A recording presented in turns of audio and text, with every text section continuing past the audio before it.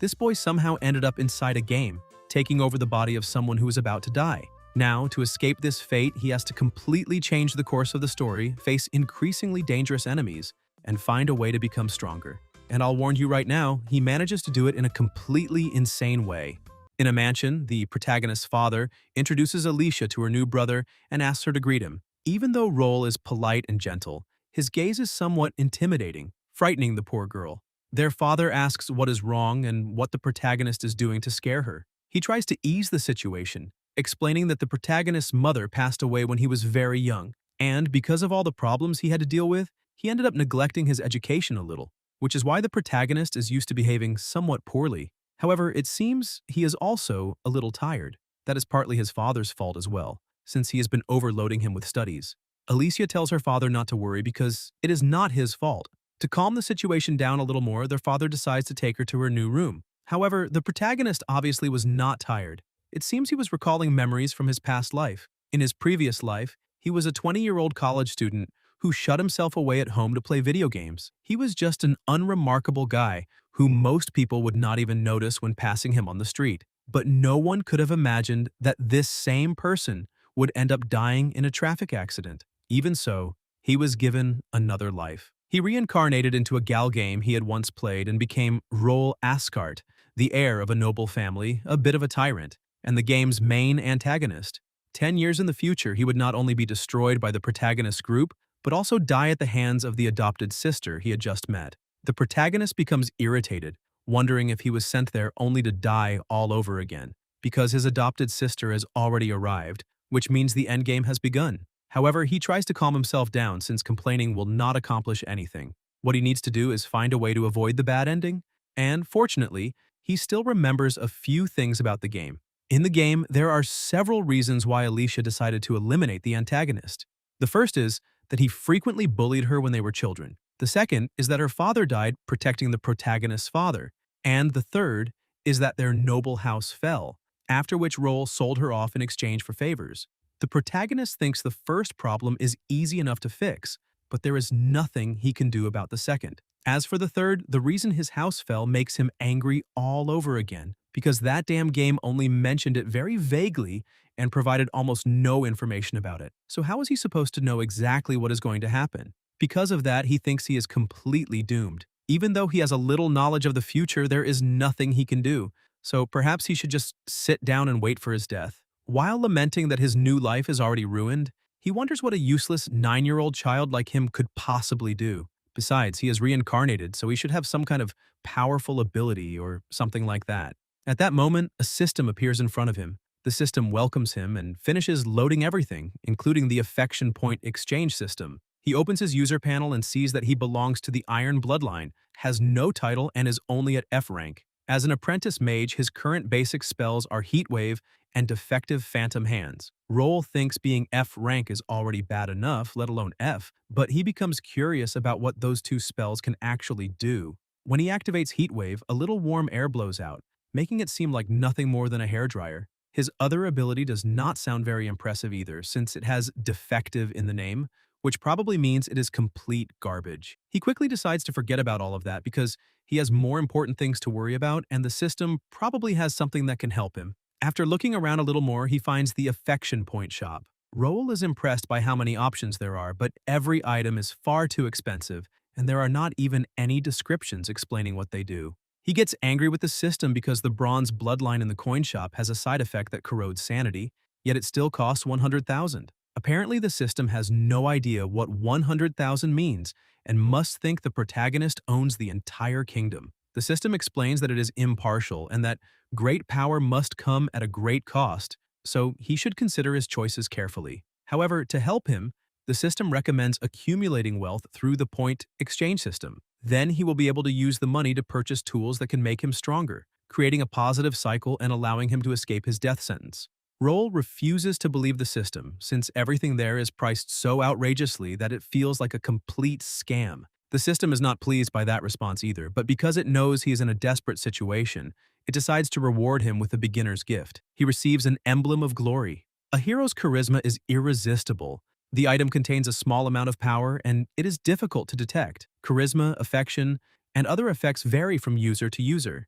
Roll thinks this might mean that while using the item, it will be easier for him to earn affection points. The system confirms that this is indeed the case, and now that the item has been given to him, it recommends using it immediately. Roll becomes extremely excited because this is the item that could allow him to change his fate. In any case, he first needs to find someone on whom he can test his new item. Outside, one of his maids, named Anna, is standing beside the door. The protagonist opens the door and realizes this is a perfect opportunity. He tells her that she must be very tired after waiting there for so long.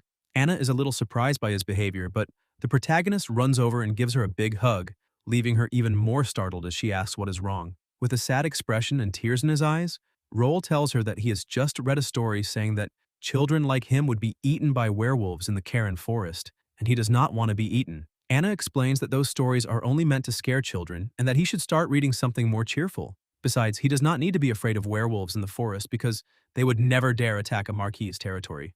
Roel asks if she is sure and uses the opportunity to apologize for scolding her the previous day. He also says that he would like to apologize for always throwing tantrums and causing trouble for her and the other maids in the mansion. Anna grows increasingly surprised by his behavior, but she begins to like what she is seeing and thinks that perhaps her young master has finally grown up and is becoming a refined young gentleman, not to mention that he has a very adorable side.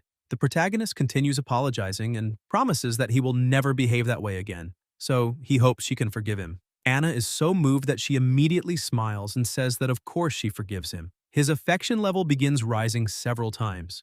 This makes the young master extremely happy because he really did manage to earn affection points. Now his situation truly might change because earning affection is much easier than earning money, just like in the game. And this becomes his new objective. The system explains that he can collect the affection of sentient beings within a certain area and convert it into points.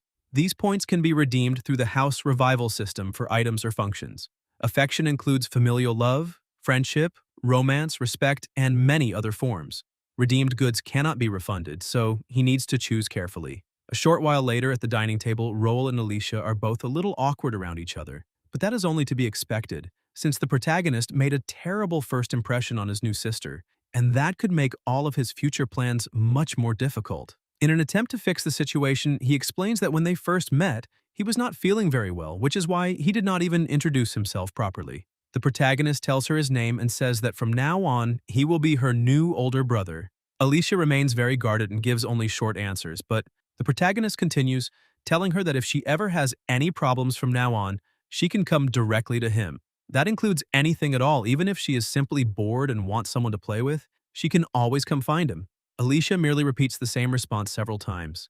This makes the protagonist a little desperate because his new sister remains shy, and he has no idea what he needs to do to win the affection of a 7-year-old child. Anna hands her the utensils, but when Alicia tries to hold the fork, she drops it and begins trembling. Concerned, Anna asks if she is all right. The young lady says she is fine and asks her not to worry, but Anna is very attentive and insists, asking once again if she is truly okay. Alicia explains that it was only a temporary muscle spasm and that this is normal for her. At that moment, Roel remembers that she is afraid of sharp objects such as knives and forks. In the future, she will become the bearer of the legendary silver bloodline, the Silver Grey Child, the silver moon of the Saint Messit theocracy. She was supposed to become the Radiant Light, but she had a terrible childhood. All because when her bloodline first awakened, she gained a high-level healing ability. Any injury would heal almost instantly as if nothing had happened, leaving no scars behind. And because of that, she became a target of harassment from other nobles. Ever since then, she has been terrified of all sharp and cutting objects, and this presents Roel with his first major opportunity. Since they only met that day, he needs a reasonable chance to help her and earn some of her trust. Alicia, on the other hand, grows increasingly anxious, thinking that she cannot let anyone discover this weakness of hers, otherwise she will be forced to live through hell all over again. Roel asks Anna to help move his seat next to his sister since it seems she cannot use a fork and knife. He says that because she cannot use them, he would be more than happy to help her. Alicia is a little surprised by his attitude. Anna offers to take care of it herself, but the protagonist refuses, saying that Alicia is his younger sister, so he should be the one looking after her. He thinks that this way, he might be able to earn a lot of points. Roel cuts the food into small pieces for her and asks her to open her mouth. Although she is still somewhat suspicious of everything, she eventually gives in. As soon as she eats the first bite, the protagonist thinks he is doing a great job and asks how it tastes, but his sister suddenly starts crying. Roel panics, thinking that perhaps she did not like the taste and asks for something else to be brought over. Alicia explains that is not the case because the food tastes wonderful, and with tears streaming down her face, she smiles and sincerely thanks her new brother. Her affection level rises so much that it reaches over 1,000 points. Roel becomes so excited that he asks Anna to bring out every delicious thing they have in the mansion. He gives all the sweets to his new sister, who happily eats them. Anna is so surprised watching the two of them that she thinks the young master seems a little different. Perhaps it was love at first sight. Alicia is having so much fun that Anna admits she is a beauty in the making, and that the affection between children really is pure and beautiful to watch. A short while later, the protagonist throws himself onto his bed, relieved that he managed to earn some affection, and thinks that getting closer to her from now on might not be so difficult, not to mention that he also had a lot of fun during the meal. He cannot understand how the original owner of that body could have sent such a girl away, since she is beautiful, considerate, and kind to everyone around her. Now that he has earned several points, he can test the shop and see what he can buy. Among many useless items, he manages to find something that catches his attention called the Coffin-Carrying Skeletons, which cost 2,500 points. It is a summoning ability from the Graveyard sect. Born from death, they bring joy to the living. A short while later, he heads to the training grounds and is surprised by how large the area is. Because of that, he figures there should be no problem as long as he makes sure no one is nearby, and asks the system to purchase the coffin-carrying skeletons. The system asks if he is sure he wants to spend 2,500 points to buy that ability. Roel says yes and tells the system to hurry up. The system simply carries out its duty, and now that he has his new ability, he decides to test it. A huge amount of energy appears in the area, and the protagonist becomes very happy as he feels all that pressure, thinking that his purchase was probably worth it. The skeletons appear right in front of him. Roel can hardly believe that he got 6 soldiers for only 2,500 points, because that seems incredibly cheap. However, he quickly realizes that he should not get too excited since skeleton soldiers are still just ordinary creatures, and he should test their combat capabilities first. When he orders his new servants to attack one of the targets, they stare at it and pick up the coffin. Roel cannot believe that the coffin itself is their weapon, but he still has no idea how all 6 of them are supposed to attack together. As he watches their formation, he realizes it looks somewhat familiar.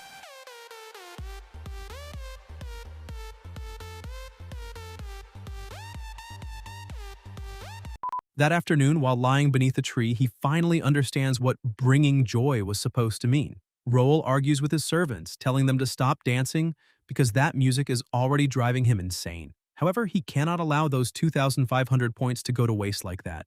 After analyzing the situation for a while, he notices that the coffin seems very well made and extremely heavy, so perhaps there are still a few things he can do with them. He goes to his father and says that he would like to ask him for something. His father tells him to speak, already assuming that he probably just wants a larger allowance.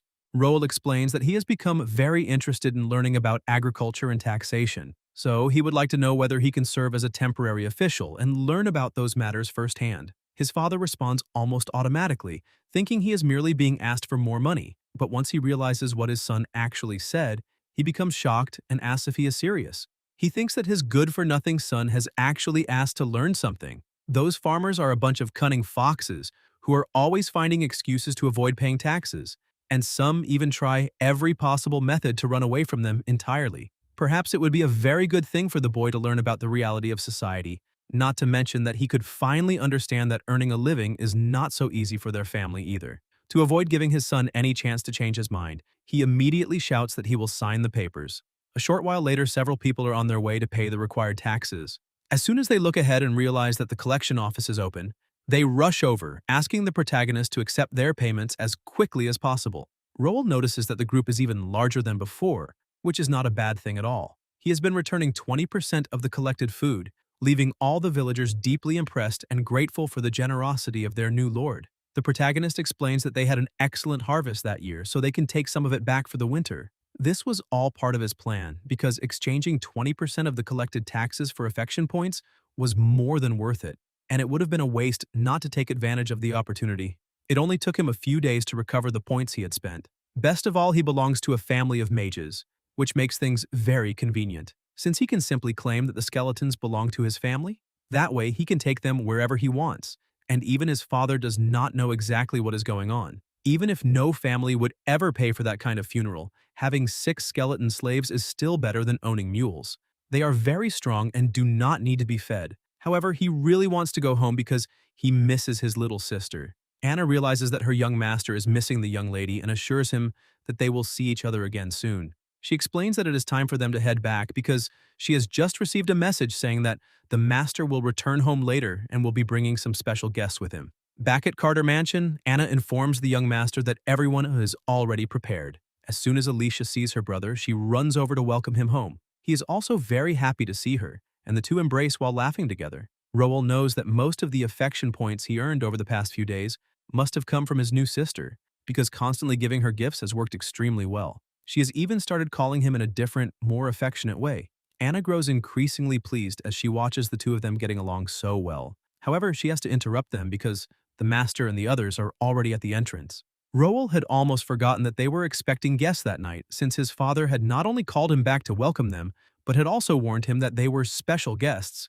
As soon as he goes out to greet them, he notices several frozen pegasi standing there. Their pedigree is legendary, even among spectral pegasi and unicorns. They possess a noble nature and are extraordinarily rare. Only people with pure angelic blood can ride them, and there is only one house in the entire theocracy that dares to use them as carriage horses. The symbol of that house is the radiant winged guardian of the royal family of the Saint Messit theocracy. The protagonist realizes this is bad news, and his sister becomes slightly worried, but he takes the initiative and welcomes His Majesty Cain, introducing himself and giving his name. He adds that his father has told him all about Cain's heroic deeds, so it is a great honor to meet him in person. Cain is flattered and says that the protagonist also seems very courageous. His Majesty glances at Marquis Carter because he did not expect him to speak so highly of his son.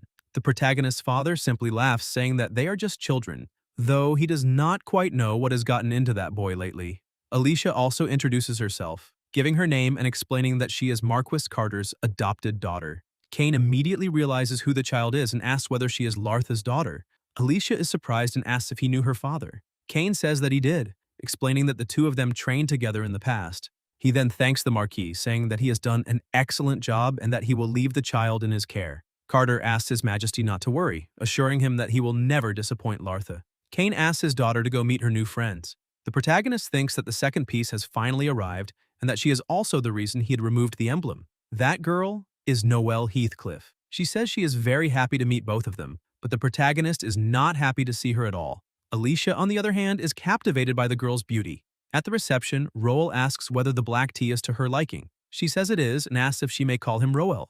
Even though the protagonist is keeping his distance, he says yes. Noelle asks if the two of them can be friends, but he continues giving her very direct answers. This makes her wonder if she is moving too quickly, but the protagonist explains that becoming friends was also what he wanted. Noelle takes the opportunity to ask what Roel truly thinks of her. The protagonist becomes quite embarrassed by the question, but says that her beauty is like the glow of the evening sky, that her kindness will forever be engraved in his heart, and that he is certain only someone as remarkable as her could become a great leader in the future. Noelle decides that is enough and says she can now show him something very interesting. She takes out a gemstone and asks whether he thinks it is beautiful. The protagonist says yes, but the princess continues explaining that she is particularly fond of that gem. When light shines on it, the stone reflects 16 rays of light, and it also possesses a special power. If he wants, she can tell him what it is. Still somewhat frightened by the situation, the protagonist simply smiles and says she can tell him anything she wants.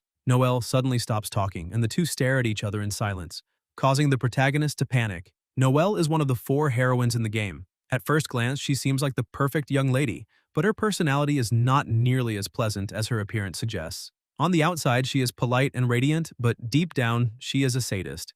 In the future, she will become known as the ultimate sadist, the Bloody Angel. Noelle thinks the protagonist is an incredible liar, but he tries to explain that perhaps there has been some misunderstanding. The truth is that he did not even know such a jewel existed, since he had never encountered one in the game. Noelle keeps moving closer and admits that she has always been very confident in her appearance, so she never imagined that he would reject her advances like that. However, that only made her more curious about why he had turned her down. Perhaps the only explanation is that he actually knows what she is really like. Roel thinks that is exactly the reason, since he knows her like the back of his hand. However, there is no way he can tell her that, and now he has no idea what to do, because anything he says will only make her realize he is lying again. With no other option, he pushes her back and shouts that he really does know everything, so he would sincerely appreciate it if she kept her distance because he no longer cares about any of it.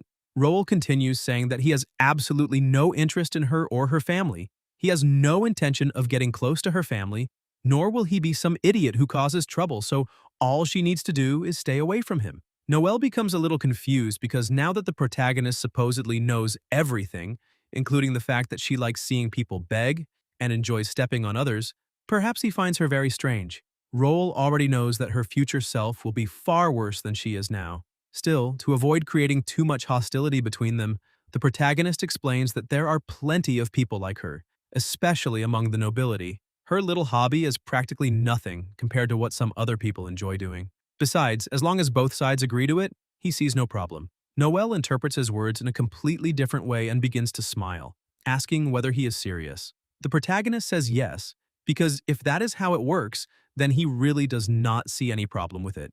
Noelle steps on his foot and starts laughing, saying that with that kind of thinking, he will be perfect for her, and asks what he thinks about staying only with her from now on. The protagonist realizes that she is no longer holding herself back and points out that there are plenty of other boys from wealthy and noble families, so there is no reason for him to take on that responsibility. Alicia arrives at just the right moment and apologizes for making them wait. However, the atmosphere between the two is clearly a little strange. Noelle asks her to sit down and drink some tea before it gets cold. As soon as Alicia sits down, she asks what the two of them were talking about. Noelle says it was nothing important since they were only discussing their personal hobbies. Roel thinks his sister arrived at the perfect time because there's simply no understanding that girl. Meanwhile, upstairs, Kane is surprised by what he is seeing. Noelle keeps saying that she and Roel have very similar habits. Kane watches his daughter laugh and finds it a little unusual. The protagonist's father asks whether something is wrong, but His Majesty says it is nothing. However, when Carter sees Noelle smiling and inviting the protagonist to visit her, he cannot believe that his son has actually managed to make the famously reclusive princess look so happy. But while some people laugh, others can only cry.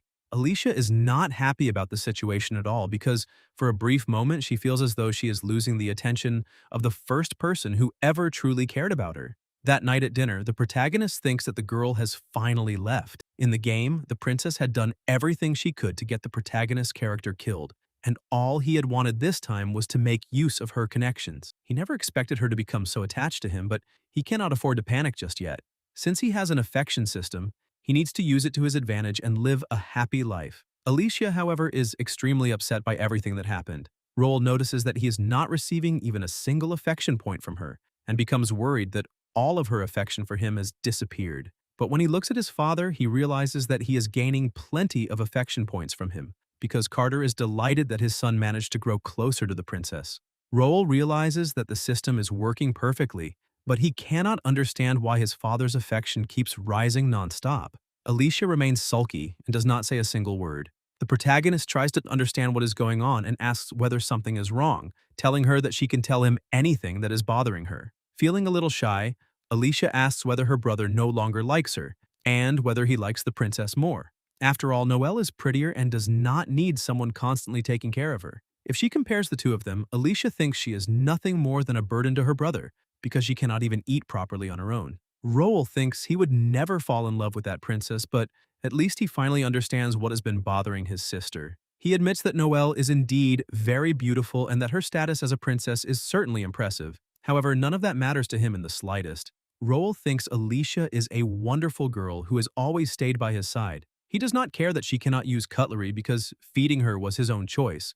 And as far as he is concerned, she is without a doubt one of the best things that could ever have happened in his life. That is why she should never think about such nonsense again, because he will stay by her side for as long as she wants him there. Alicia becomes so happy that she hugs him again and thanks him for all the affection and care he has always shown her. The protagonist says that now that everything has been cleared up, they can sit down and eat. Anna agrees and cheers the two of them on, saying that the young master must never abandon Alicia. However, Roel thinks this is not some drama for her to stand there watching like that.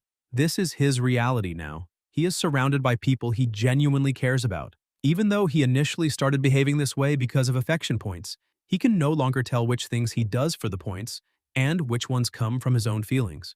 Everything happens for a reason, and nothing is forcing him to follow the original story. That means he still has a chance to change everything. A little later, back in his room, he thinks that even though he did not manage to get rid of Noelle, at least their meeting this time did not unfold the same way it had in the game. and that might actually be a good thing. However, the ending of that game was determined by the choices made during gameplay, and he needs to become different from the role in the game, who had always been nothing more than a weakling. Because of that, he needs to find a way to grow stronger as quickly as possible. Once again, Anna is walking through the mansion when she notices that the door to the protagonist's room is slightly open. When she enters, she sees that he has fallen asleep on top of all the blankets and worries that he might catch a cold if he sleeps like that.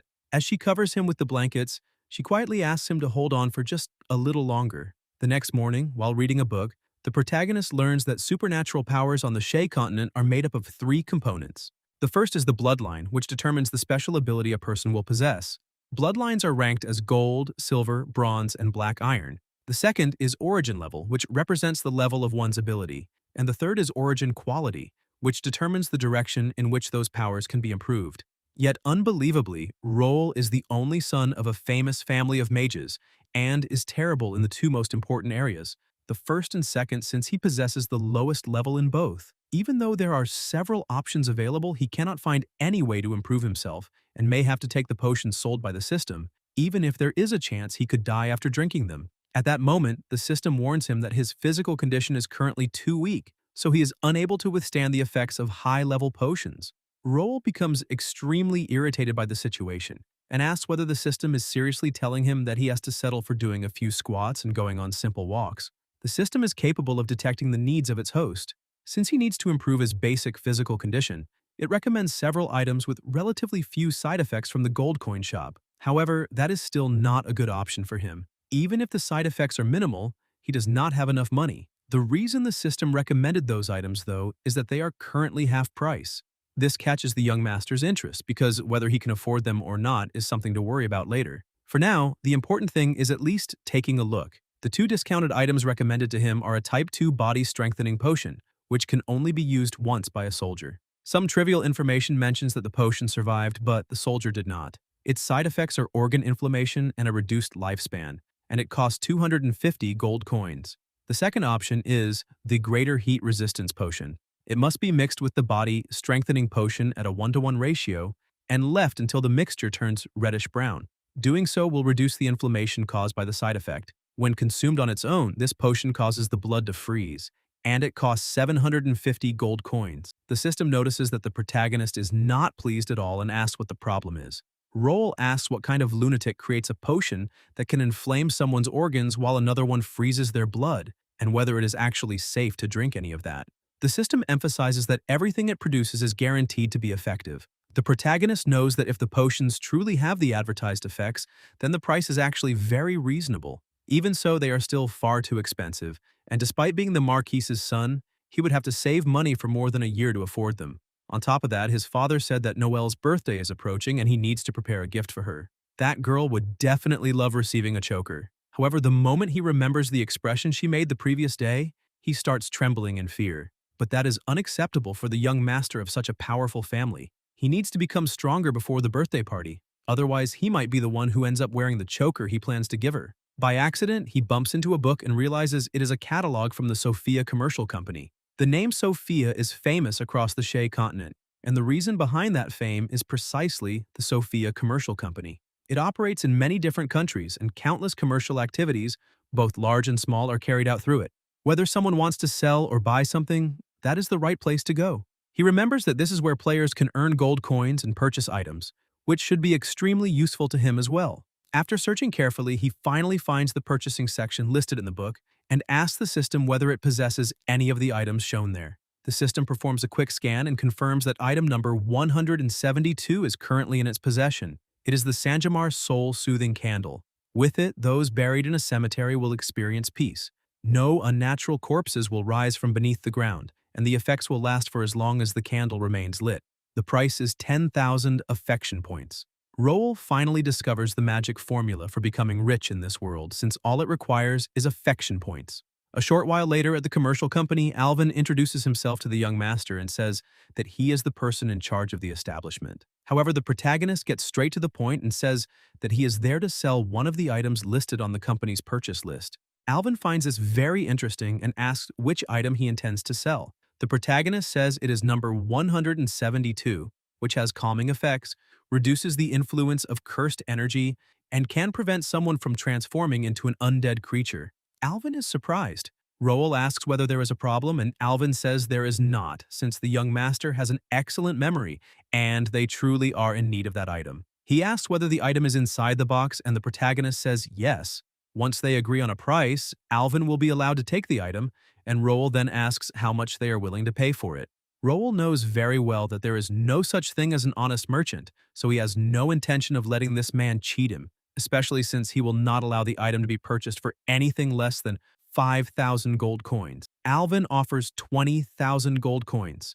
The protagonist is impressed, but decides to play along with the merchant and asks whether 20,000 gold coins is really all they are offering. Alvin explains that it is, because the item truly is extremely rare. The young master may not be satisfied, but that is the highest price they can offer. Without thinking twice, the protagonist immediately smiles and accepts the deal. The merchant begins to suspect that he may have offered far too much money, which is exactly what happened.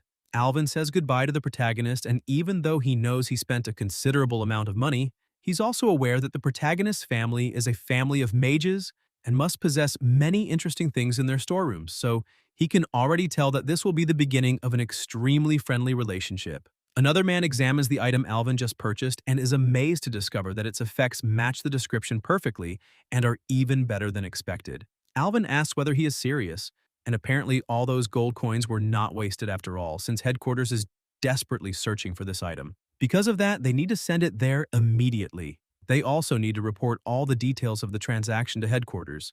Roel has already received his gold coin card, which now contains a remaining balance of 19,000 coins. He never imagined he could earn 20,000 gold coins so easily, and now he can finally consider himself a wealthy man. However, he needs to be very careful with this kind of business because he does not know the origin of the things sold by the system. If he sells too many items and attracts too much attention, he could become a target because of them. Still, the object he sold is nothing more than an ancient candle, so nothing should happen. Besides, he has other priorities right now. He recalls the instructions step by step and asks the system whether he really needs to combine the two potions and wait until the mixture turns reddish-brown. The system analyzes the item and says that the color looks excellent and the reaction is complete, so he may consume it. Roel says that he has already drunk it, and the system asks why he was even asking if he had already consumed it anyway. The protagonist notices that it tastes somewhat like banana milk, but he is not feeling anything and asks whether the system sold him something fake. At that moment, he suddenly feels an intense pain in his stomach, as though his insides are being burned. The system emphasizes that everything it sells is reliable, and that it would never sell anything fake. The pain becomes so severe that the protagonist begins to lose consciousness. Meanwhile, in Rosa, they are pleased to discover that the candle truly works. Its effects are clearly noticeable since the afflicted soul is no longer aggressive and the influence of the cursed energy is also decreasing. On top of that, there are no side effects. Bruce asks Andrew whether he knows what the item is. Andrew explains that he has never seen anything like it before, but judging by its design, he can be certain that it is an antique from before the Third Era and would be extremely difficult to counterfeit. Bruce Sophia agrees, saying that he never expected he would have to rely on a candle to stay alive, and asks whether they have any information about the seller. Andrew explains that the seller belongs to the Ascart family of Saint Messit, and more specifically is the son of Marcus Ascart. He is currently 9 years old, the same age as the young lady. Bruce is surprised when he hears the name of the Ascart family. Andrew asks whether they have met before. Bruce says they have not, but the Ascarts are certainly not strangers to him. He then asks Andrew whether he truly believes anyone would sell an antique from before the Third Era, something that could be considered a family heirloom, for only 20,000 gold coins.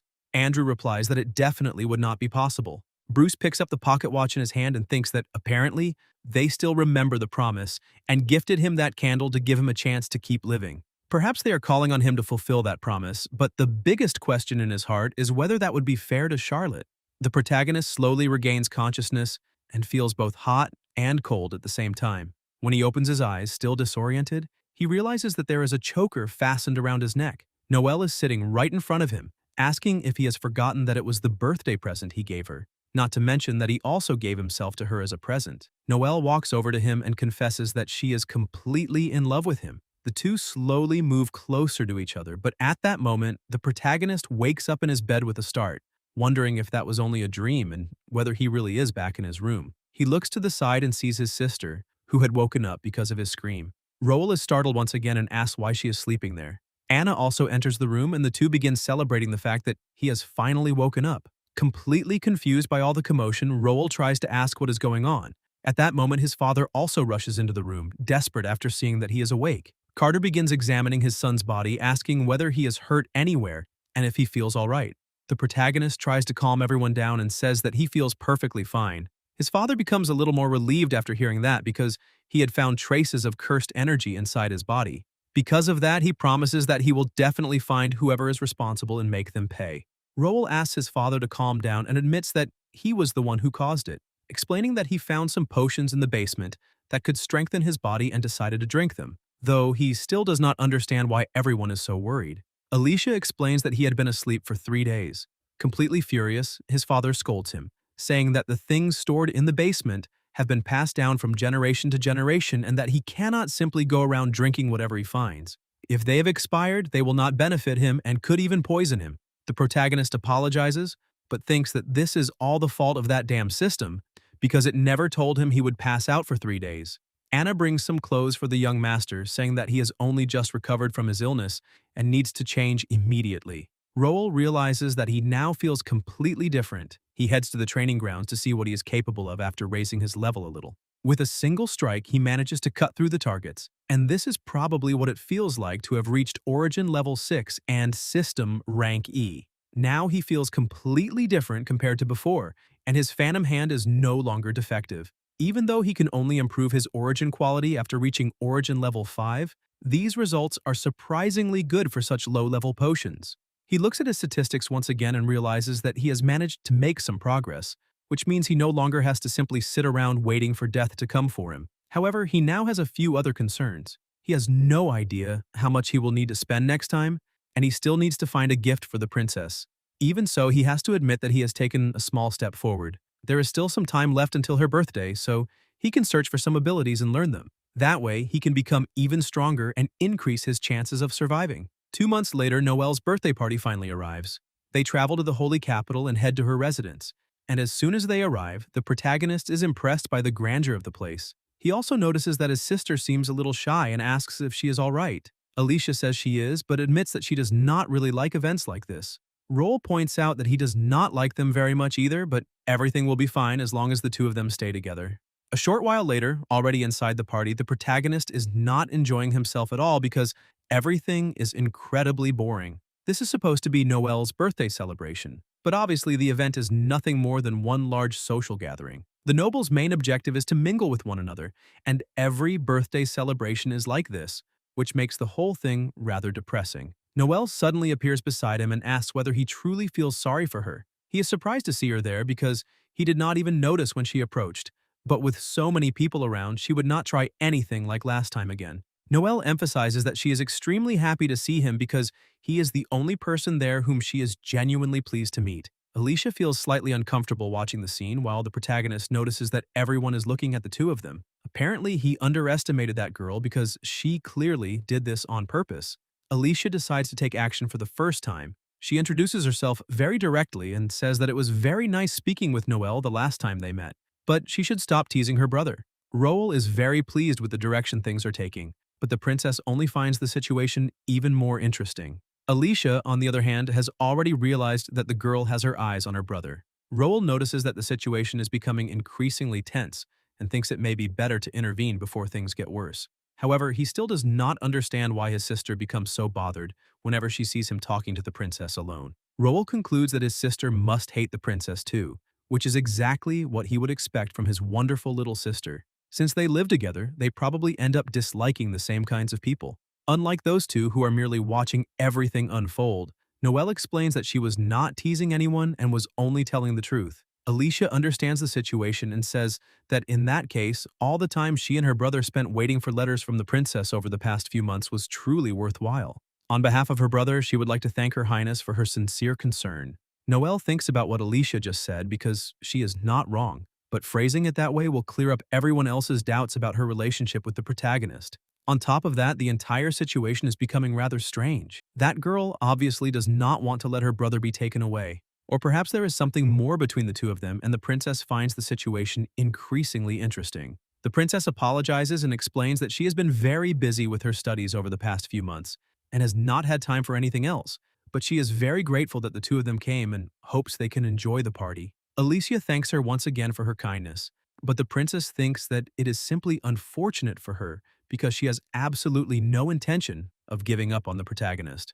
Roel is relieved when that little demon finally leaves and invites his sister to go get some food. Alicia explains that she's not hungry and wants to get some fresh air, asking whether she can go outside for a while. The protagonist says that is fine, but asks her not to wander too far away. Alicia tells him not to worry because she's only going to take a short walk.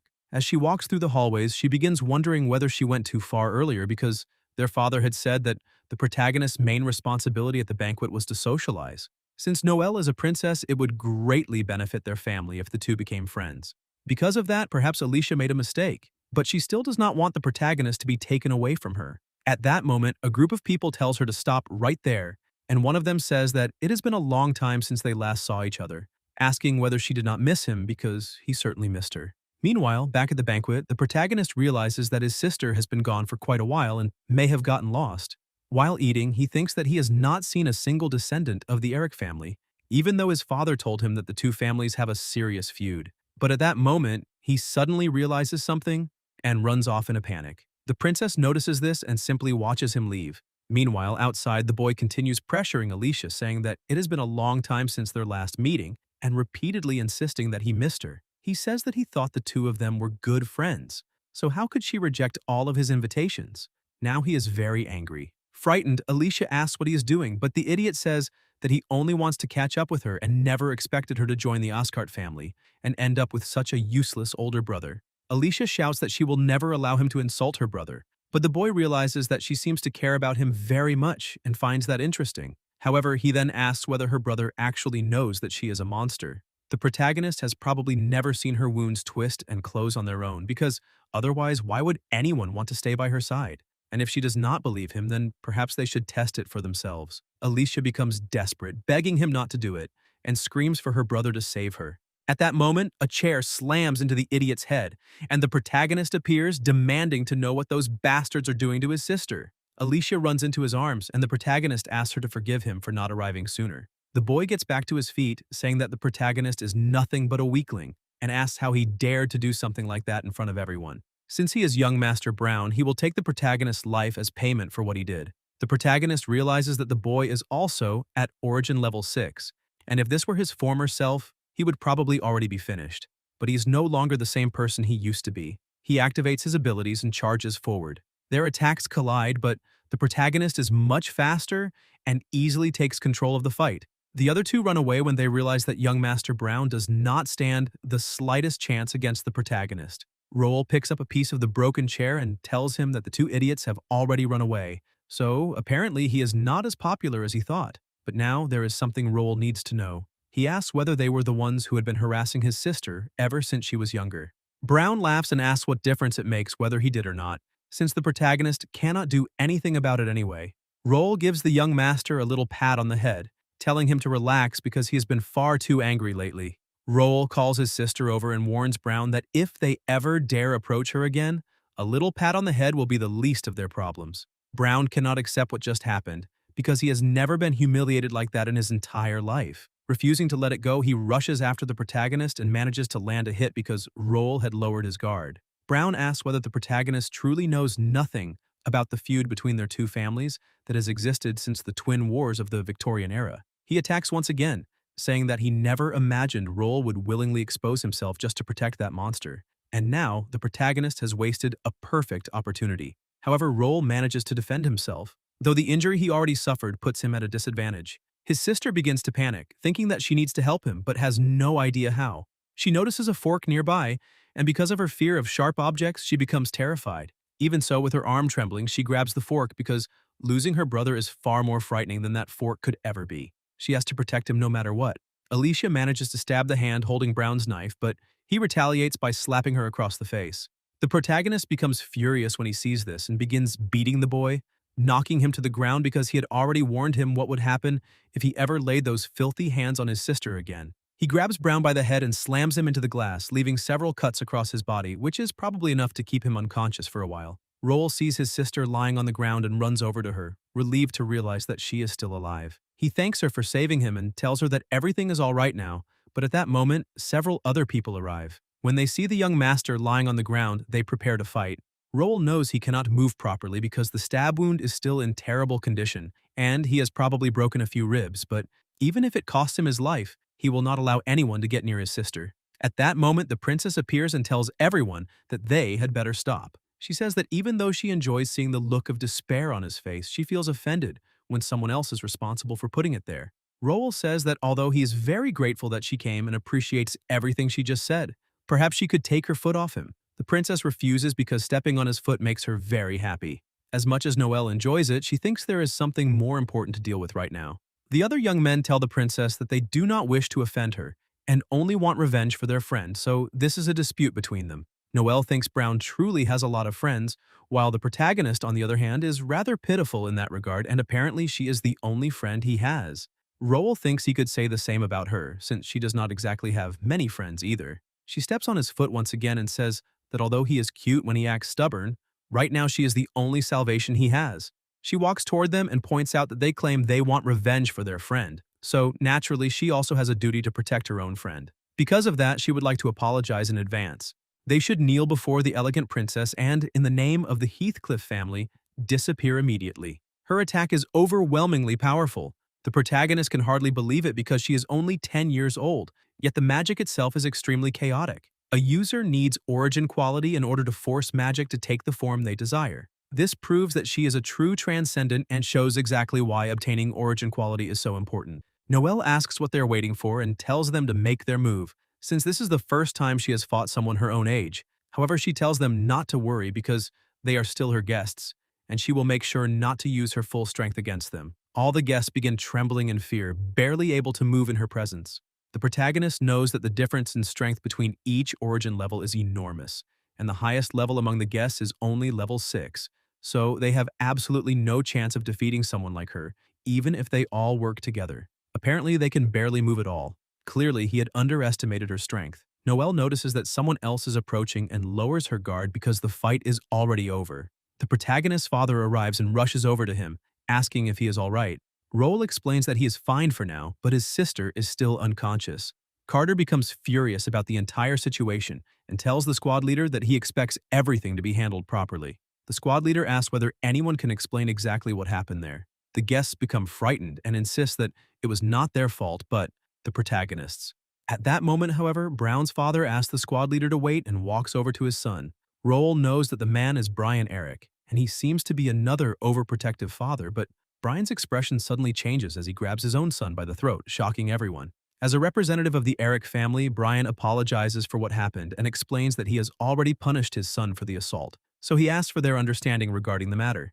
Therefore, if His Majesty Kane has no objections, he would like to leave immediately. The protagonist's father accepts the punishment, and Brian leaves.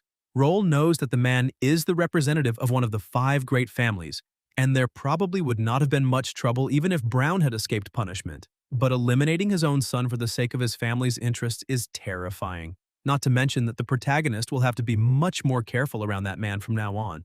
As he walks away, Brian is furious, trying to understand why the protagonist was the one who survived, and wondering whether the prophecy might have been wrong. A short while later, Roel is relaxing peacefully on his sofa while his sister feeds him. The protagonist thinks that being fed by his sister feels wonderful, since not everyone gets to experience being fed by a girl as adorable as her. Not to mention that this incident was supposed to be the exact moment when Roel and Alicia became enemies in the original game. But with the way the story is developing now, there is no way his sister would ever want to eliminate him. Anna knows that allowing Miss Alicia to feed the young master goes against her duties, but the scene is so adorable that she simply has to let it happen. Carter enters the room and asks how the protagonist's injuries are doing. Even though he thinks Roel did a great job, he should not act purely on impulse. And the next time something like this happens, he needs to come to his father and report the situation immediately. Roel asks his father whether he is reading the reports about that war. His father says yes, because he felt that he needed to understand its history a little better. During the turmoil caused by Wade, the prince started the twin war against his younger sister to prevent her from exposing his connection to the demonic cult. At the time, 3 of the 5 great families sided with Prince Wade, while one remained neutral to protect itself, leaving only the Ascart family and their ancestor Ponte.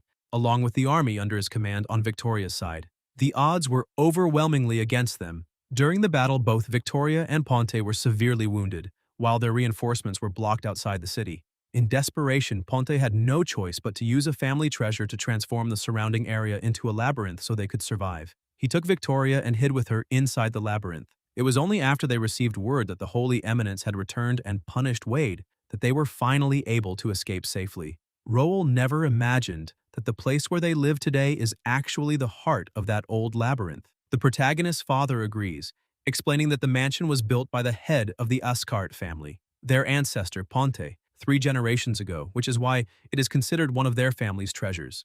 However, the protagonist asks whether the treasure mentioned in the records is still somewhere inside the mansion. His father says that it is already gone. The secret treasure was a gemstone that had already been heavily worn down, and excessive use left it almost completely damaged. Not long ago, the stone crumbled into dust, leaving only a single fragment behind. Alicia thinks that does not sound like very good news.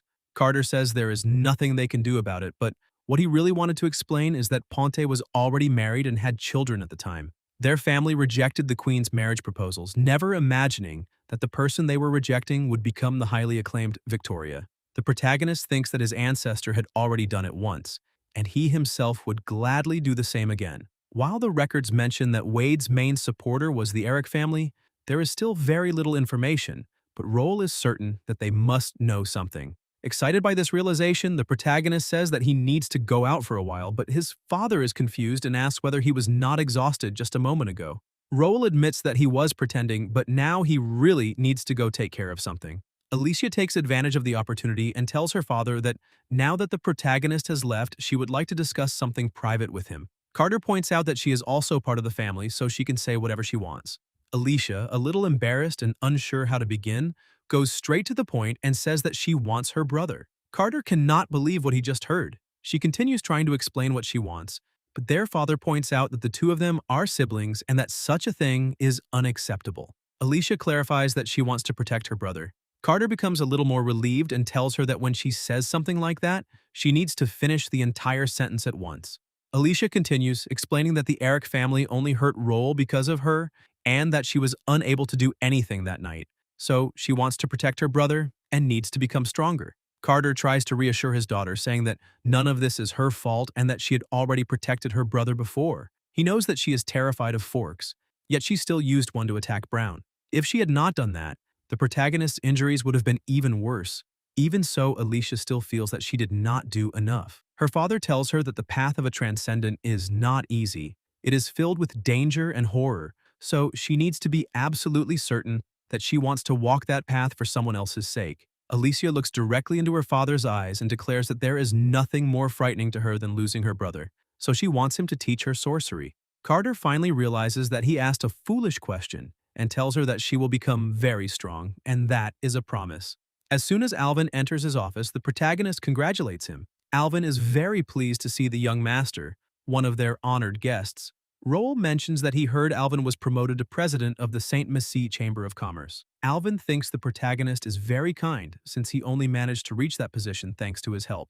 The story of Roel's battle during the princess's birthday banquet has already spread everywhere. Because of that, Alvin had been planning to visit the young master to congratulate him, but Roel ended up coming to see him first.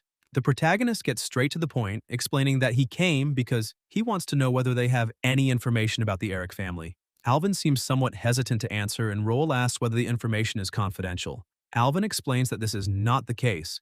Since the young master is an honored guest, he is willing to bend a few rules for him. What surprised him is that the information they managed to gather about that family is rather peculiar. Roel becomes even more curious and asks him to explain what he means. Alvin is certain that the protagonist knows the Sophias began as merchants, since having an affinity for things like numbers and statistics is practically in their blood. They use those statistics to decide whether something is worth investing in. However, they failed to calculate the Eric family's statistics. After the Twin War, the Eric family was relocated to the border of Saint Messie. This placed them between 3 countries: the Austin Empire, the Pendor Kingdom of Knights, and Saint Messie. The region was chaotic, and the royal family probably expected the Erics to become impoverished and eventually disappear. Instead, Count Eric started from nothing and rebuilt the family. Over the past few decades, they have even surpassed the Ascart family and become one of the strongest among the 5 great families. A family usually needs an enormous amount of money to rebuild from nothing, but the Count never seemed to possess that kind of wealth. They have no idea where the Eric family's money came from. And although every head of the family over the past several generations has awakened as a transcendent, they have maintained a low profile all this time while their strength continued to grow. Roel thinks that the fact Alvin has no idea where any of that came from truly is peculiar. Alvin adds that there is one more thing. Even though the warning may be unnecessary, he would still like to ask the young master to be extremely careful around the Eric family because they may be far more dangerous than they appear. A short while later, he returns home and is welcomed by the princess. The protagonist is surprised to see her there and asks why she's sitting on his sofa. Noelle says she was very worried about her beloved's injuries, but apparently he did not suffer anything serious considering how well he is moving. The protagonist does not believe a single word she says and asks where his sister is and why she did not come over to keep the princess company. Noelle thinks she might be busy. Besides, she also told all the servants not to disturb young Lady Alicia since the princess came there specifically to visit the protagonist. However, she does not understand why he is not happy now that he has the chance to spend some time alone with her. Roel remembers how important that girl is and says that she is the only princess of the kingdom, so it is always an honor to receive a visit from her. Noelle has some rather strange fantasies and places her foot on top of the protagonist. This infuriates him, and he shouts for her to remove it immediately since she has already done this before, and if she keeps it up, he will kill her. Noelle knows perfectly well that he does not have the courage to do that. Besides, stepping on his foot makes her very happy, but the real reason she came is because she wants to give him something. Roel takes a look at the gift and is surprised because it is the sacred sword of the 12 wings. He knows it is a sacred relic and asks whether she is really giving it to him. Noelle says yes and no at the same time, because under normal circumstances, someone would first need to be accepted as a sacred disciple before being allowed to obtain it, and the protagonist's age and experience probably do not meet the requirements. However, he has offended the Eric family, so she is lending it to him, or rather to the entire Ascart family. But before that, she needs the protagonist to extend his hand. As soon as he gives her his hand, she prepares to bite it, frightening him. The princess explains that this is a necessary part of the process, but what the protagonist wants to know is why she bit his hand when she had a knife that could have done the same thing. However, she simply continues with the procedure and asks him to press their wounds together so their blood can mix. Even though he has a bad feeling about it, he eventually agrees. When they press the two wounds together, some of their blood drips onto the sword. A powerful humming sound begins coming from inside it, and the sword grows slightly larger. Roel becomes a little dizzy, and the princess asks whether he is all right. The protagonist says yes, but explains that he suddenly felt a severe headache. Meanwhile, at the same time, inside one of the rooms, the gemstone remains hidden. Noelle asks if he is feeling better. The protagonist says yes, although he does not know exactly what happened. Noelle explains that what they just performed was an unsealing ceremony. Only angelic blood can wield the 12 wings, and mixing their blood allows him to be recognized by it as well. The sword is capable of reproducing transcendent abilities from both of their bloodlines, and no one else will be able to use it. The reproduction process is usually completed within a month, and now that the sword belongs to him, he can go ahead and try out his new weapon. Roel thinks he really struck gold this time, since that sword was an artifact in the game. The princess asks whether he likes it, explaining that she also came to thank him for the gift he gave her. Even though it is not very practical, it is still beautiful and she loved it. Roel is very happy to hear that she liked it, and apparently the two of them ended up exchanging small swords. However, the truth is that he is thinking that now that they have given each other gifts, neither owes the other anything, so there is less chance that the princess will try to make his life difficult. Completely delighted, Noelle asks whether he knows what it means for two people to exchange swords. Roel is surprised and asks if it has some special meaning. The princess becomes irritated and tells the idiot to ask someone else if he does not know, because she has other things to do. Before leaving, she mentions that she heard the protagonist and his family will not be returning to their territory that year and will instead remain in the holy capital for New Year's. On top of that, her grandfather would very much like to meet him, so he needs to be prepared. Roel becomes worried because her grandfather is the Holy Eminence. A short while later, Anna is happily going about her work while humming through the mansion. Roel takes advantage of the opportunity and asks whether she happens to know what it means when two people exchange swords as gifts. Anna asks whether he is referring to that old tradition, but then notices that he received a short sword. She becomes excited about the situation and explains that military and knightly families are known for giving small swords as a way of confessing their feelings, and if the other person accepts the proposal, they are supposed to send a small sword in return. So perhaps the meaning is mutual affection. Roel is shocked by the news, and his maid asks what is inside the box. Roel makes up a story saying that Prince Cain sent it to him. Anna simply accepts the explanation and goes to clean the hall. Anna already knows what is actually going on and begins to panic, thinking that she needs to warn young Lady Alicia that there has been another development because that vixen is making her move. However, she never knew the young master could be such a playboy. Sometime later on New Year's Eve, the protagonist prepares to head out. As he walks through the streets, everyone is impressed by his appearance, with some even wondering whether he might be an illegitimate child of the royal family. While walking, he notices several people standing still in prayer. He already knew that in this new world, many people prayed during New Year's, but the sight is still a little frightening because everyone is acting like obsessed celebrity fans. When he reaches the entrance, he hands his invitation to the guard and says that he is there to meet the holy eminence. Once the guard leads him inside, the protagonist is impressed by the sheer size and luxury of the place. On top of that, he had never seen this saint in the game, so perhaps he should be a little more careful. As soon as he enters, he kneels and introduces himself, saying that it is an honor to meet King John. The king asks the protagonist to come a little closer. As he approaches, the protagonist wonders whether what he is sensing is some effect of John's origin attribute, compassion, because there is something strangely familiar about him. John asks whether Roel likes sweets, saying that they have all kinds available there. He can feel free to choose whatever he likes, and all the refreshments are right beside them as well, so he may take anything he wants. Roel thanks him for the offer, but politely declines, because he does not think offerings should be eaten so casually. The king begins to laugh and ends up agreeing with the protagonist, but tells him not to be so nervous, because Noel has spoken about him quite a lot. He then invites Roel to sit down so they can talk for a while. Roel finds the entire situation extremely strange because the king is being much friendlier than expected. He's acting like some grandfather who lives next door. On top of that, it is a little strange that he has so many offerings stuffed into his pockets. John explains that he called the protagonist there simply so they could get to know each other better, and then asks how the sword is doing.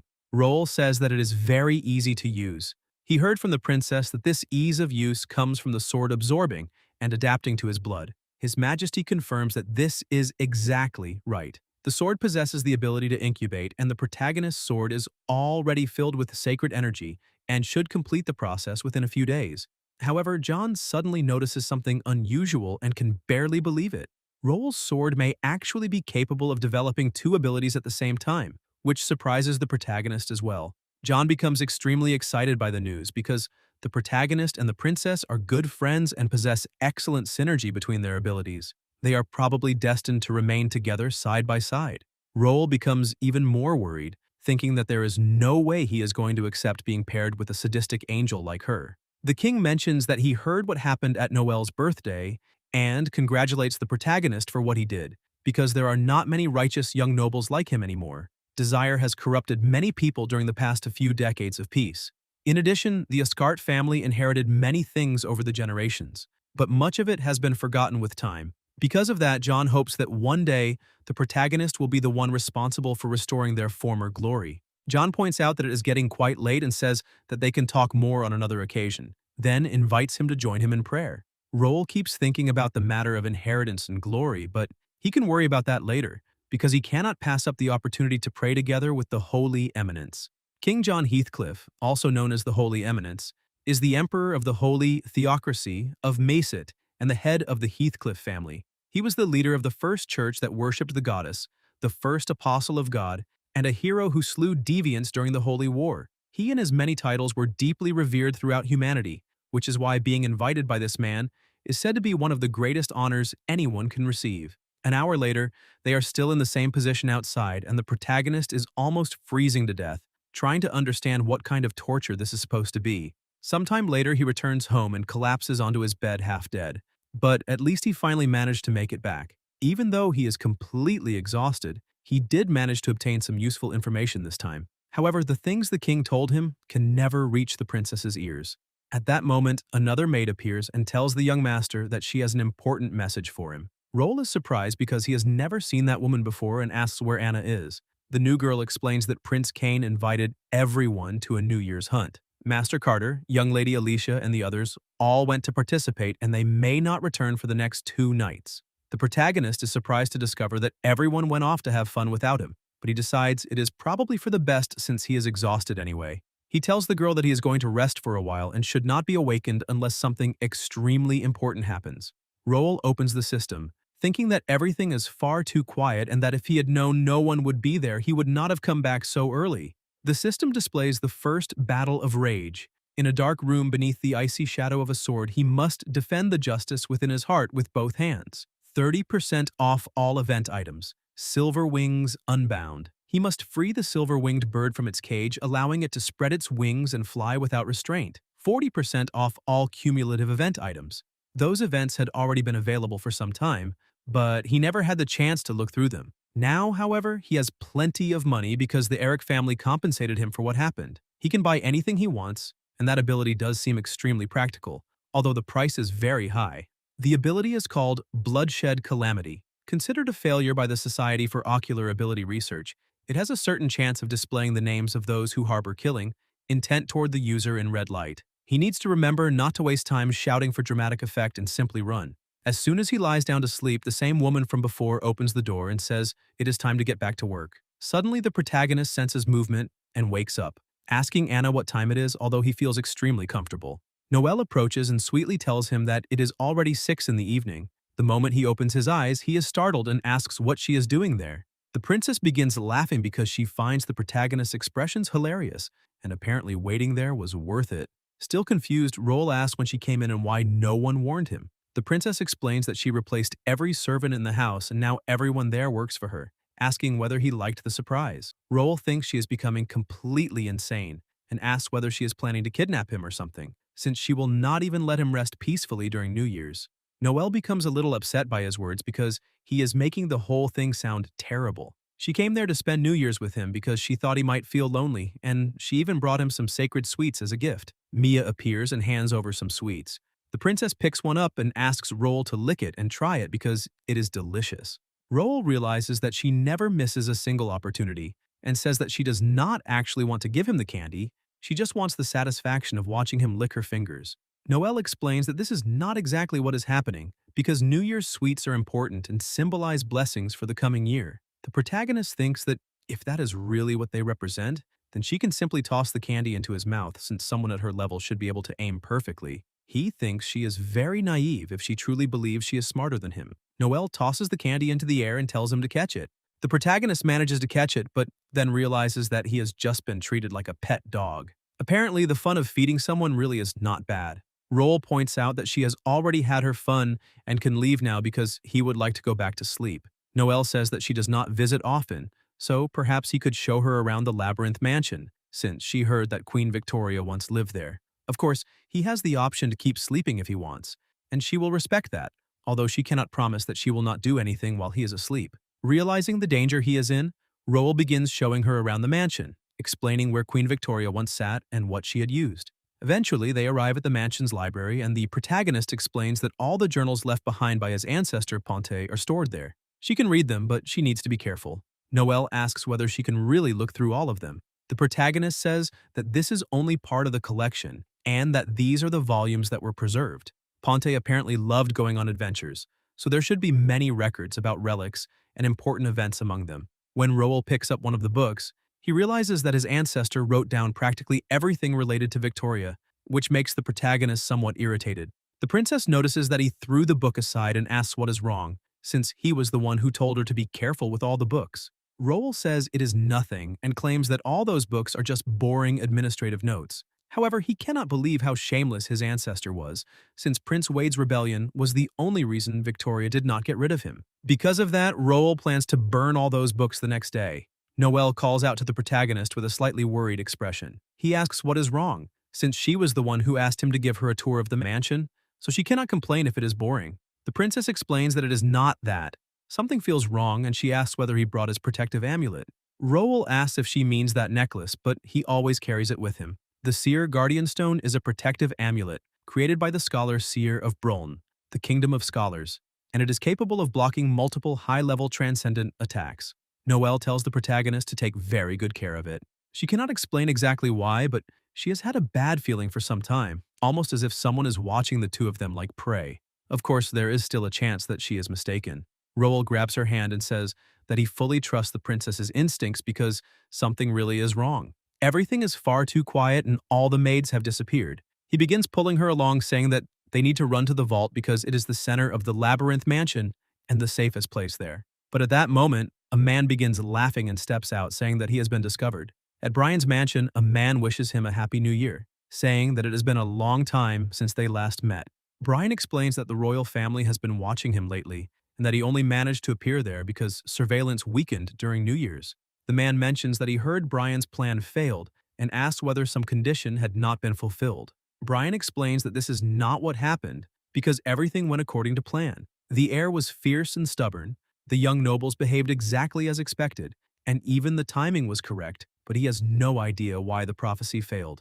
The man asks why the prophecy failed, saying that he is not worried about Carter because there is no chance he will awaken, but that boy truly is a problem. If they do not eliminate the protagonist or turn him into one of them, they will definitely face major trouble in the future. Brian asks whether they should make another move. The blue-haired man points out that the prophecy does not belong exclusively to them because someone else is already taking action and removing potential problems. He tells Brian to look, and a screen appears showing the princess and the protagonist running. Apparently, they are about to get into serious trouble because Peter Carter the Skinner is after them. Roll notices the red name above that man's head and remembers that this is the effect of the ability he purchased. He also remembers the different danger levels, and red is the most dangerous, meaning that the man is there to eliminate him. The system warns that the enemy is at origin level 4 and that the disparity in strength is enormous, so the recommended action is to run as fast as possible. Brian asks who's attacking them. The blue-haired man explains that it is the Mithril Priory. They wanted to work together, but their proposal was rejected.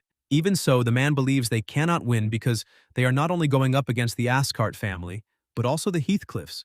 Still, when families with generations of history are involved, there is always the possibility of something unexpected happening. Brian agrees, since they cannot simply do whatever they want in the Holy Capital, because there is no escaping the Holy Eminence. The blue-haired man agrees and says that perhaps they even have what it takes to make a deal with the Holy Eminence, but the glory of Sia reigns there, and that friend of his does not seem to understand the situation. Still, he would like to return to the subject of that piece of art since he noticed that Brian seemed intrigued by it, and perhaps it has something to do with that young man. Brian explains that it is not only that.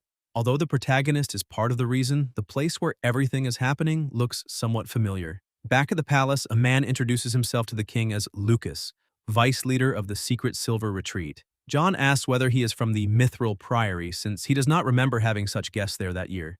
Lucas apologizes for appearing without an invitation, but says that they came with sincere intentions to negotiate, and the king probably already knows what happened, so they hope he can overlook the incident.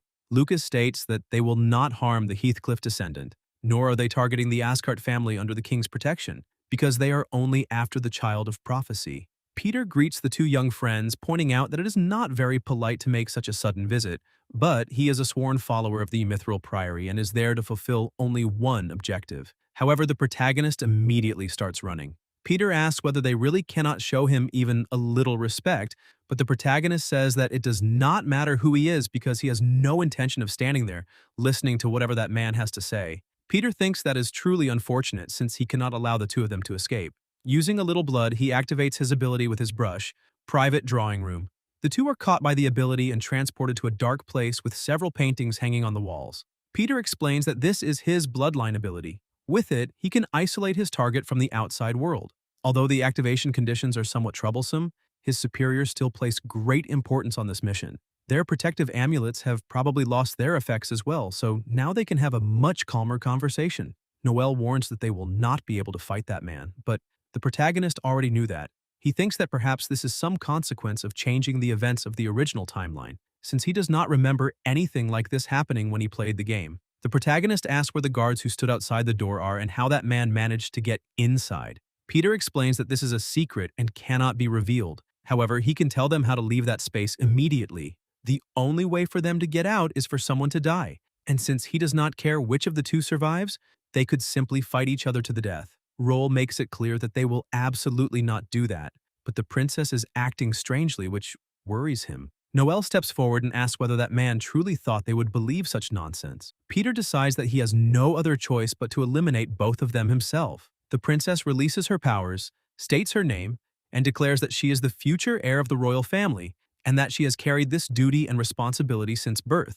Furthermore, the protagonist is her future vassal and her closest friend. She also warns Roll that she is the only one capable of holding that man back for a while. The protagonist admits that he is a little moved, but thinks it sounds somewhat strange when she puts it that way.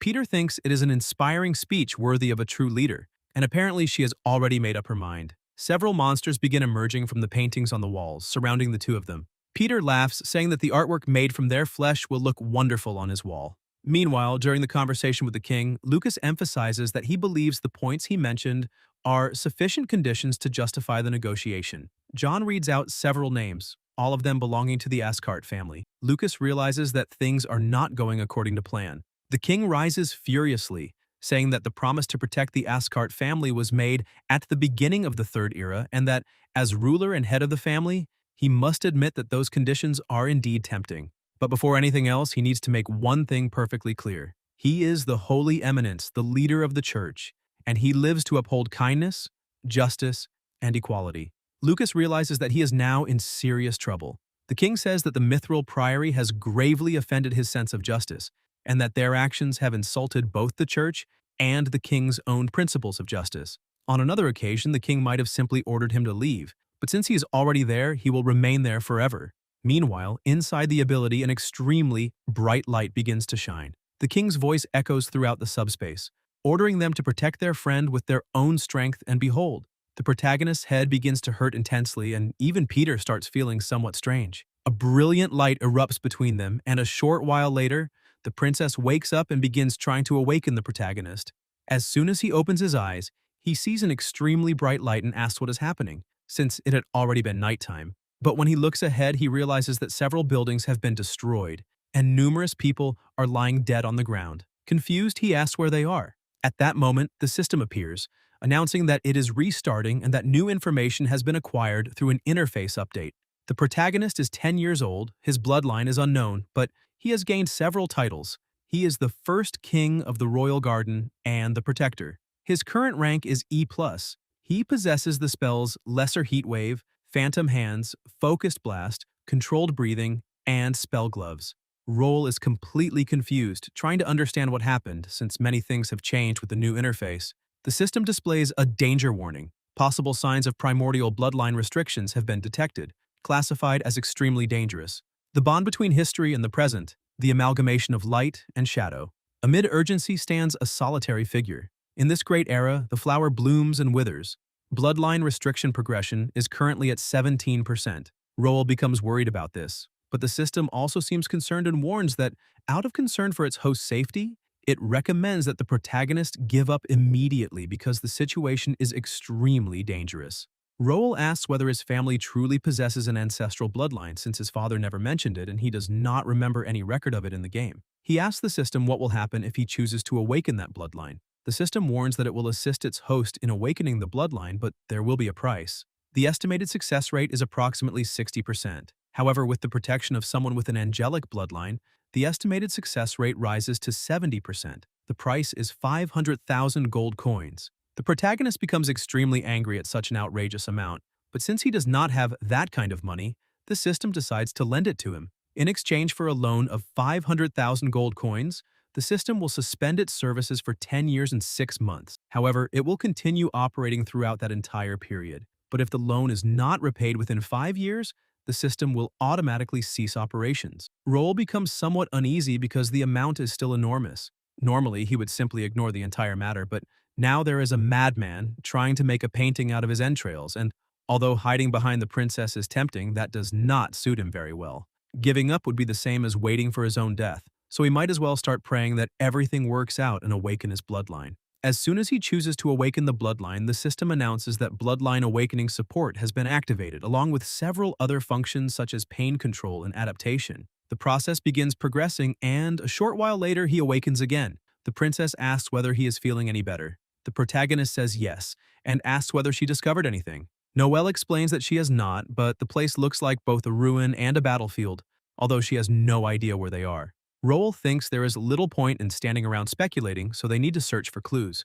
As they move closer, the protagonist smells an overwhelming scent of blood, but when he looks at the symbol on one of the soldiers' clothes, he realizes that it is the emblem of the Eric family. The princess becomes confused and asks why those soldiers are there, but after examining them more closely, she realizes that their equipment dates back to the era of Empress Victoria. She had studied the history of military equipment in the military department, and the most common armor used during Victoria's era was made from several layers of a silk-like material. Roel realizes that all of this is the Twin War, also known as the March Turmoil, and his current bloodline awakening progression has reached 21%. He finds a letter from Edward Pott mentioning several things about that battle, and the date written on it is March 13th, 828. The protagonist confirms that they really are in the middle of the Twin Wars. The princess asks whether her grandfather sent the two of them there. However, that seems very strange, since no one in her family possesses an ability like that. The protagonist thinks it may have something to do with the secret treasure of the labyrinth, or perhaps even something related to himself, but they will only be able to survive if they gather more information and resources. Suddenly, a thick fog rolls into the city and the princess asks where it is coming from. Roel realizes that in March, it can only be the Great Labyrinth. Noelle becomes worried because there is no way for them to navigate through it. But the protagonist thinks losing their sense of direction is not the real problem. The fog has a special purpose meant to stop their enemies. At that moment, several troops appear complaining that everything has changed again, but they need to maintain formation. Then they spot the two of them, decide that the children look suspicious, and order their capture. Noelle panics and shouts for the protagonist to grab her hand so they can run, but he stops her and asks her to wait, shouting to Uncle Peter that they have taken the bait. Peter appears, saying that it has been a long time since anyone called his name with such affection, but asks the protagonist to stop shouting because this is not a good time to keep talking. One of the soldiers recognizes him as the same man who killed the other soldiers and declares him the priority target. The soldier tries to attack him, but Peter dodges and grabs the man by the helmet, saying that he has been running into far too many accidents while merely trying to kill a child, and that this damned place, along with that filthy fog, is making him very irritated. Roel takes advantage of the opportunity to escape with the princess, but she asks how he knew that man's name. The protagonist says it is just magic and that it does not matter right now. Even though the labyrinth is powerful, it cannot transform the houses, so they need to find shelter quickly, or they will run into more people before they even realize it. On top of that, there is no way to leave the labyrinth. The only people capable of navigating through it are the owners of the secret treasure, and that treasure is probably in their hands. Noelle knows that those people are Lord Ponte and Lady Victoria. The protagonist suddenly pulls the princess closer and notices that her hands have been warm for a while, asking whether she has a fever. Noelle becomes embarrassed and says that she is fine, but the protagonist does not believe her because she is at Origin level 5 and still cannot keep up with him. He picks her up and carries her on his back, but the princess keeps calling him an insolent servant and ordering him to put her down immediately. Roel asks the princess to calm down because this is not the time to waste her strength. She only needs to hold on tightly, but even so, she continues shouting for him to put her down. During the night, inside the labyrinth mansion, Ponte tries to understand what is happening, because the bloodline detection device seems to be broken. He looks at Victoria and decides to write in his diary that she fell asleep that day and even looks like an angel. But there has been no change in her small chest over the past few months, which is a great tragedy.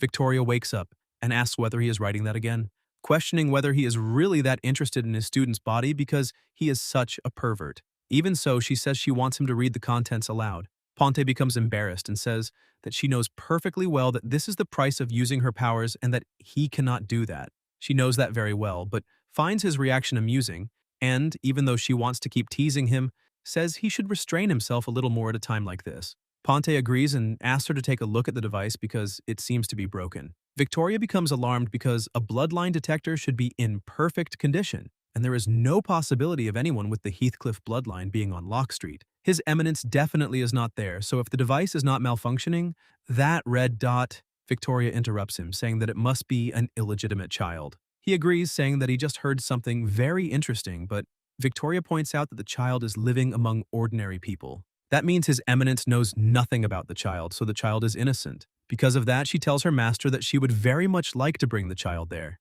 Ponte asks whether she really wants to do that now and points out that she clearly does not understand the price she may have to pay for that decision, since they will have to face Wade sooner and she will be placed in danger. Victoria understands that perfectly well, but Wade possesses the same device and certainly will not allow that child to live long enough to meet His Eminence. On Lock Street, the protagonist sits beside the bed, thinking that the resources available there are only enough for simple treatment, and that the princess's fever does not seem normal. The magical elements inside her body are making her blood circulate faster, which is a sign that her bloodline is evolving. A 10-year-old child with a silver bloodline is astonishing, but the protagonist cannot understand why everyone around him is such a monster while something always goes wrong when it comes to him. His bloodline awakening progress is currently at 60%, with 73 hours and 55 minutes remaining until the witness state.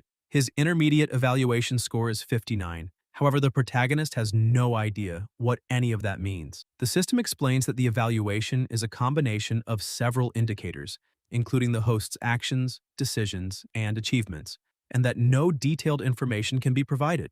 However, it suggests that the host should better understand the spirit of his family in order to discover new possibilities within his bloodline. He remains confused about what the spirit of his family is supposed to mean. The system points out that it is difficult to provide a clear answer to something so subjective and also suggests that the host exercise more and behave like a gentleman.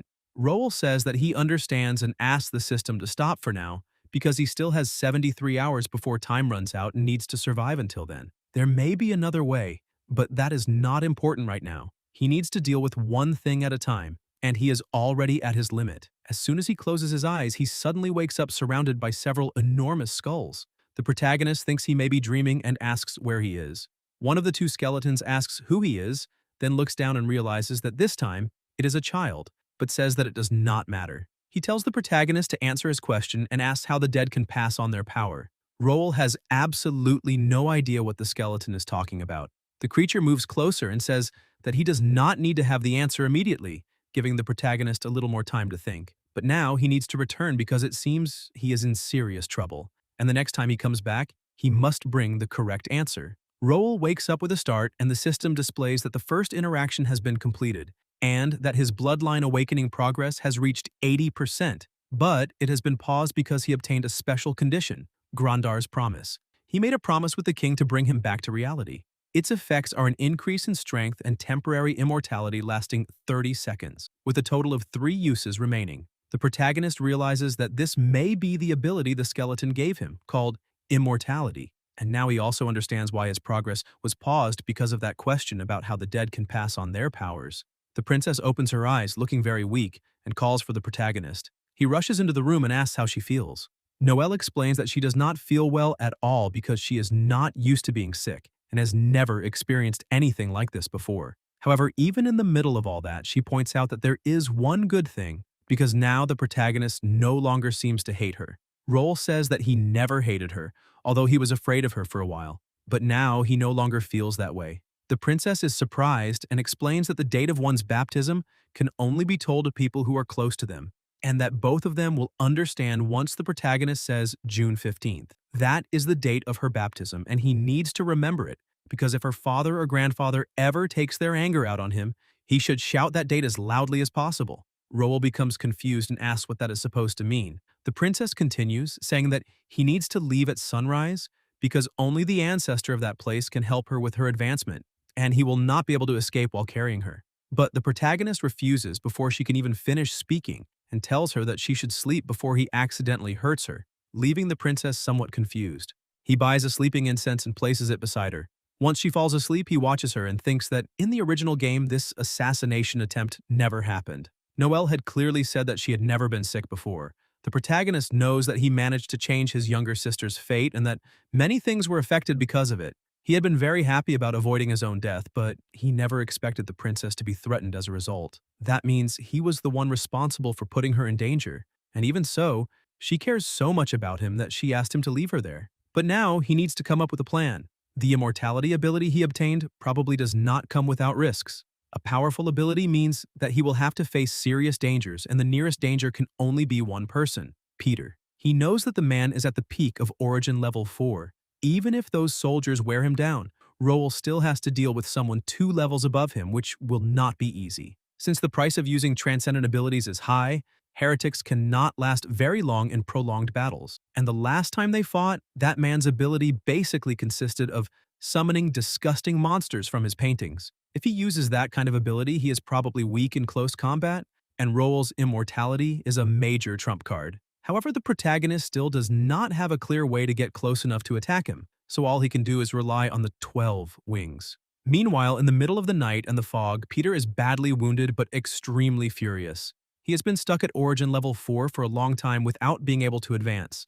And if it were not for that, those Level 5 soldiers would never have been able to injure him. He uses his abilities and summons a woman, accompanied by a demonic hound. The hound begins sniffing around and points out the direction. Peter realizes that the demonic hound is right because there are traces of the two of them nearby, but he does not understand why they left the door open instead of hiding. He orders his monsters to go take a look. Lover in the shadows, a passion without roots, feelings without truth. The lover bleeds in the shadows, but others mistake his blood for warm tears. To summarize all that nonsense, it is simply invisibility. The demonic hound and the woman controlling it are both eliminated with a single strike. Now that he has managed to do that, Roel needs to put his plan into action as quickly as possible.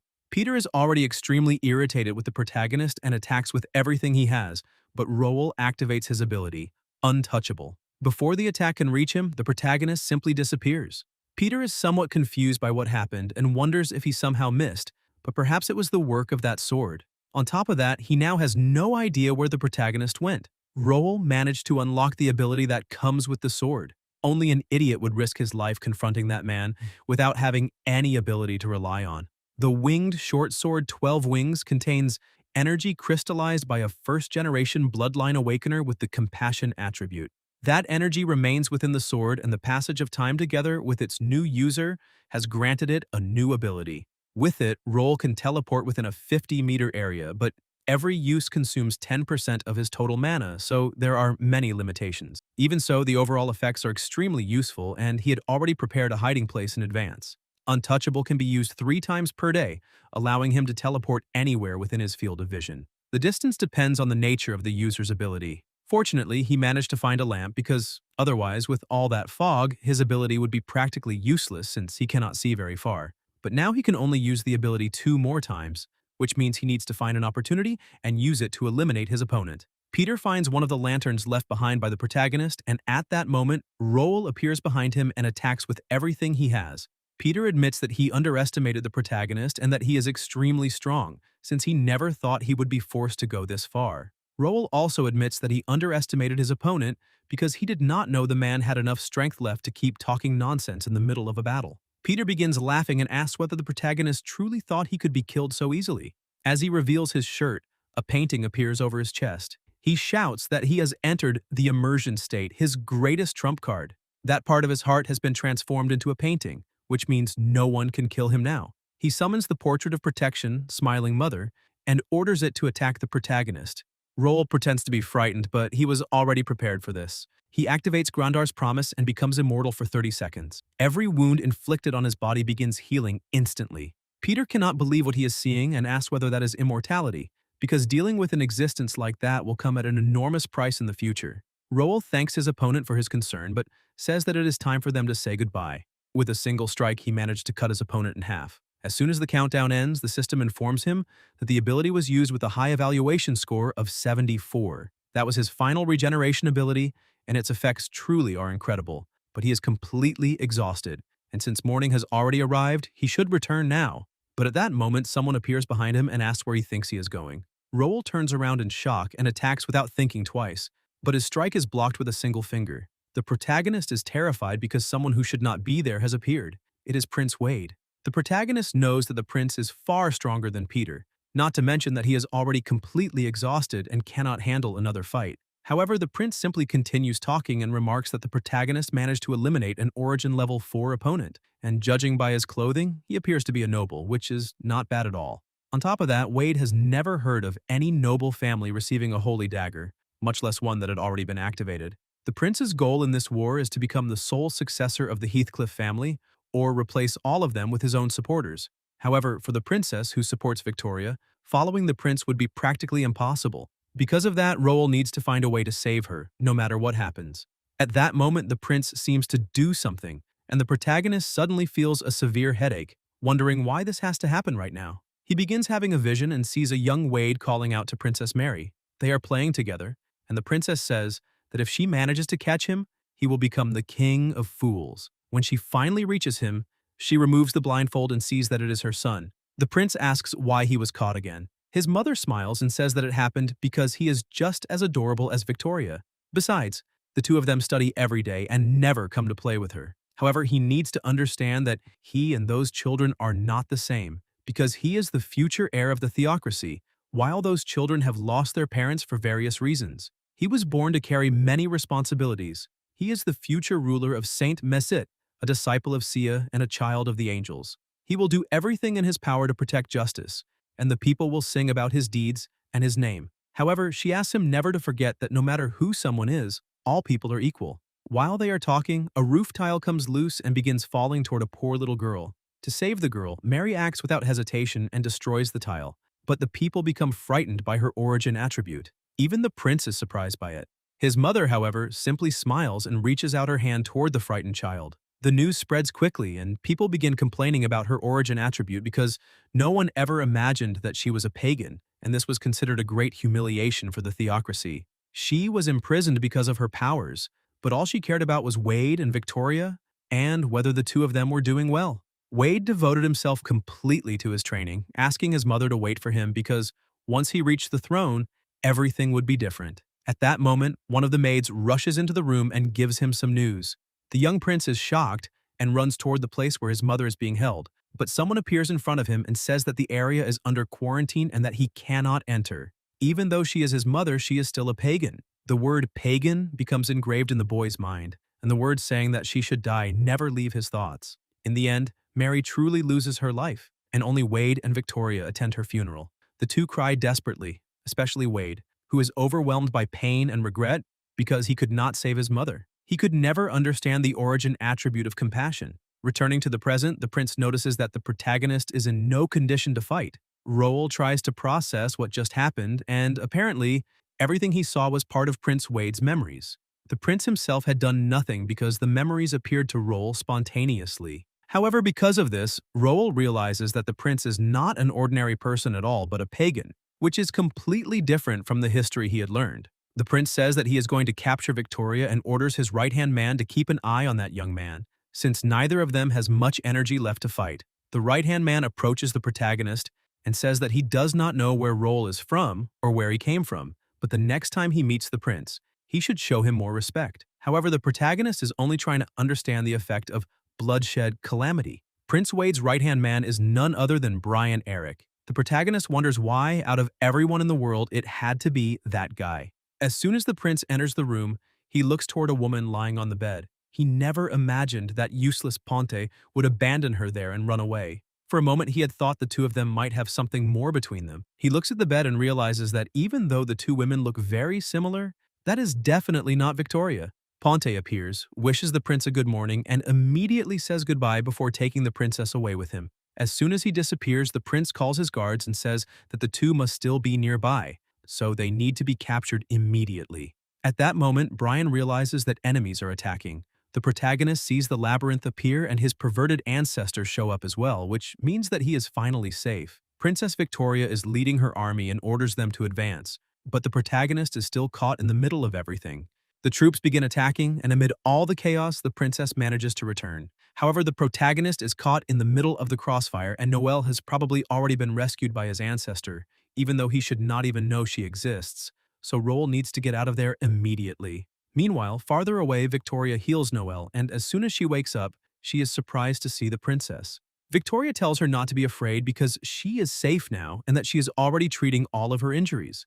Noel cries out in surprise, says her name, and explains that she belongs to the same family as the princess. Even though it may take some time for Victoria to accept it, the two of them are distant relatives.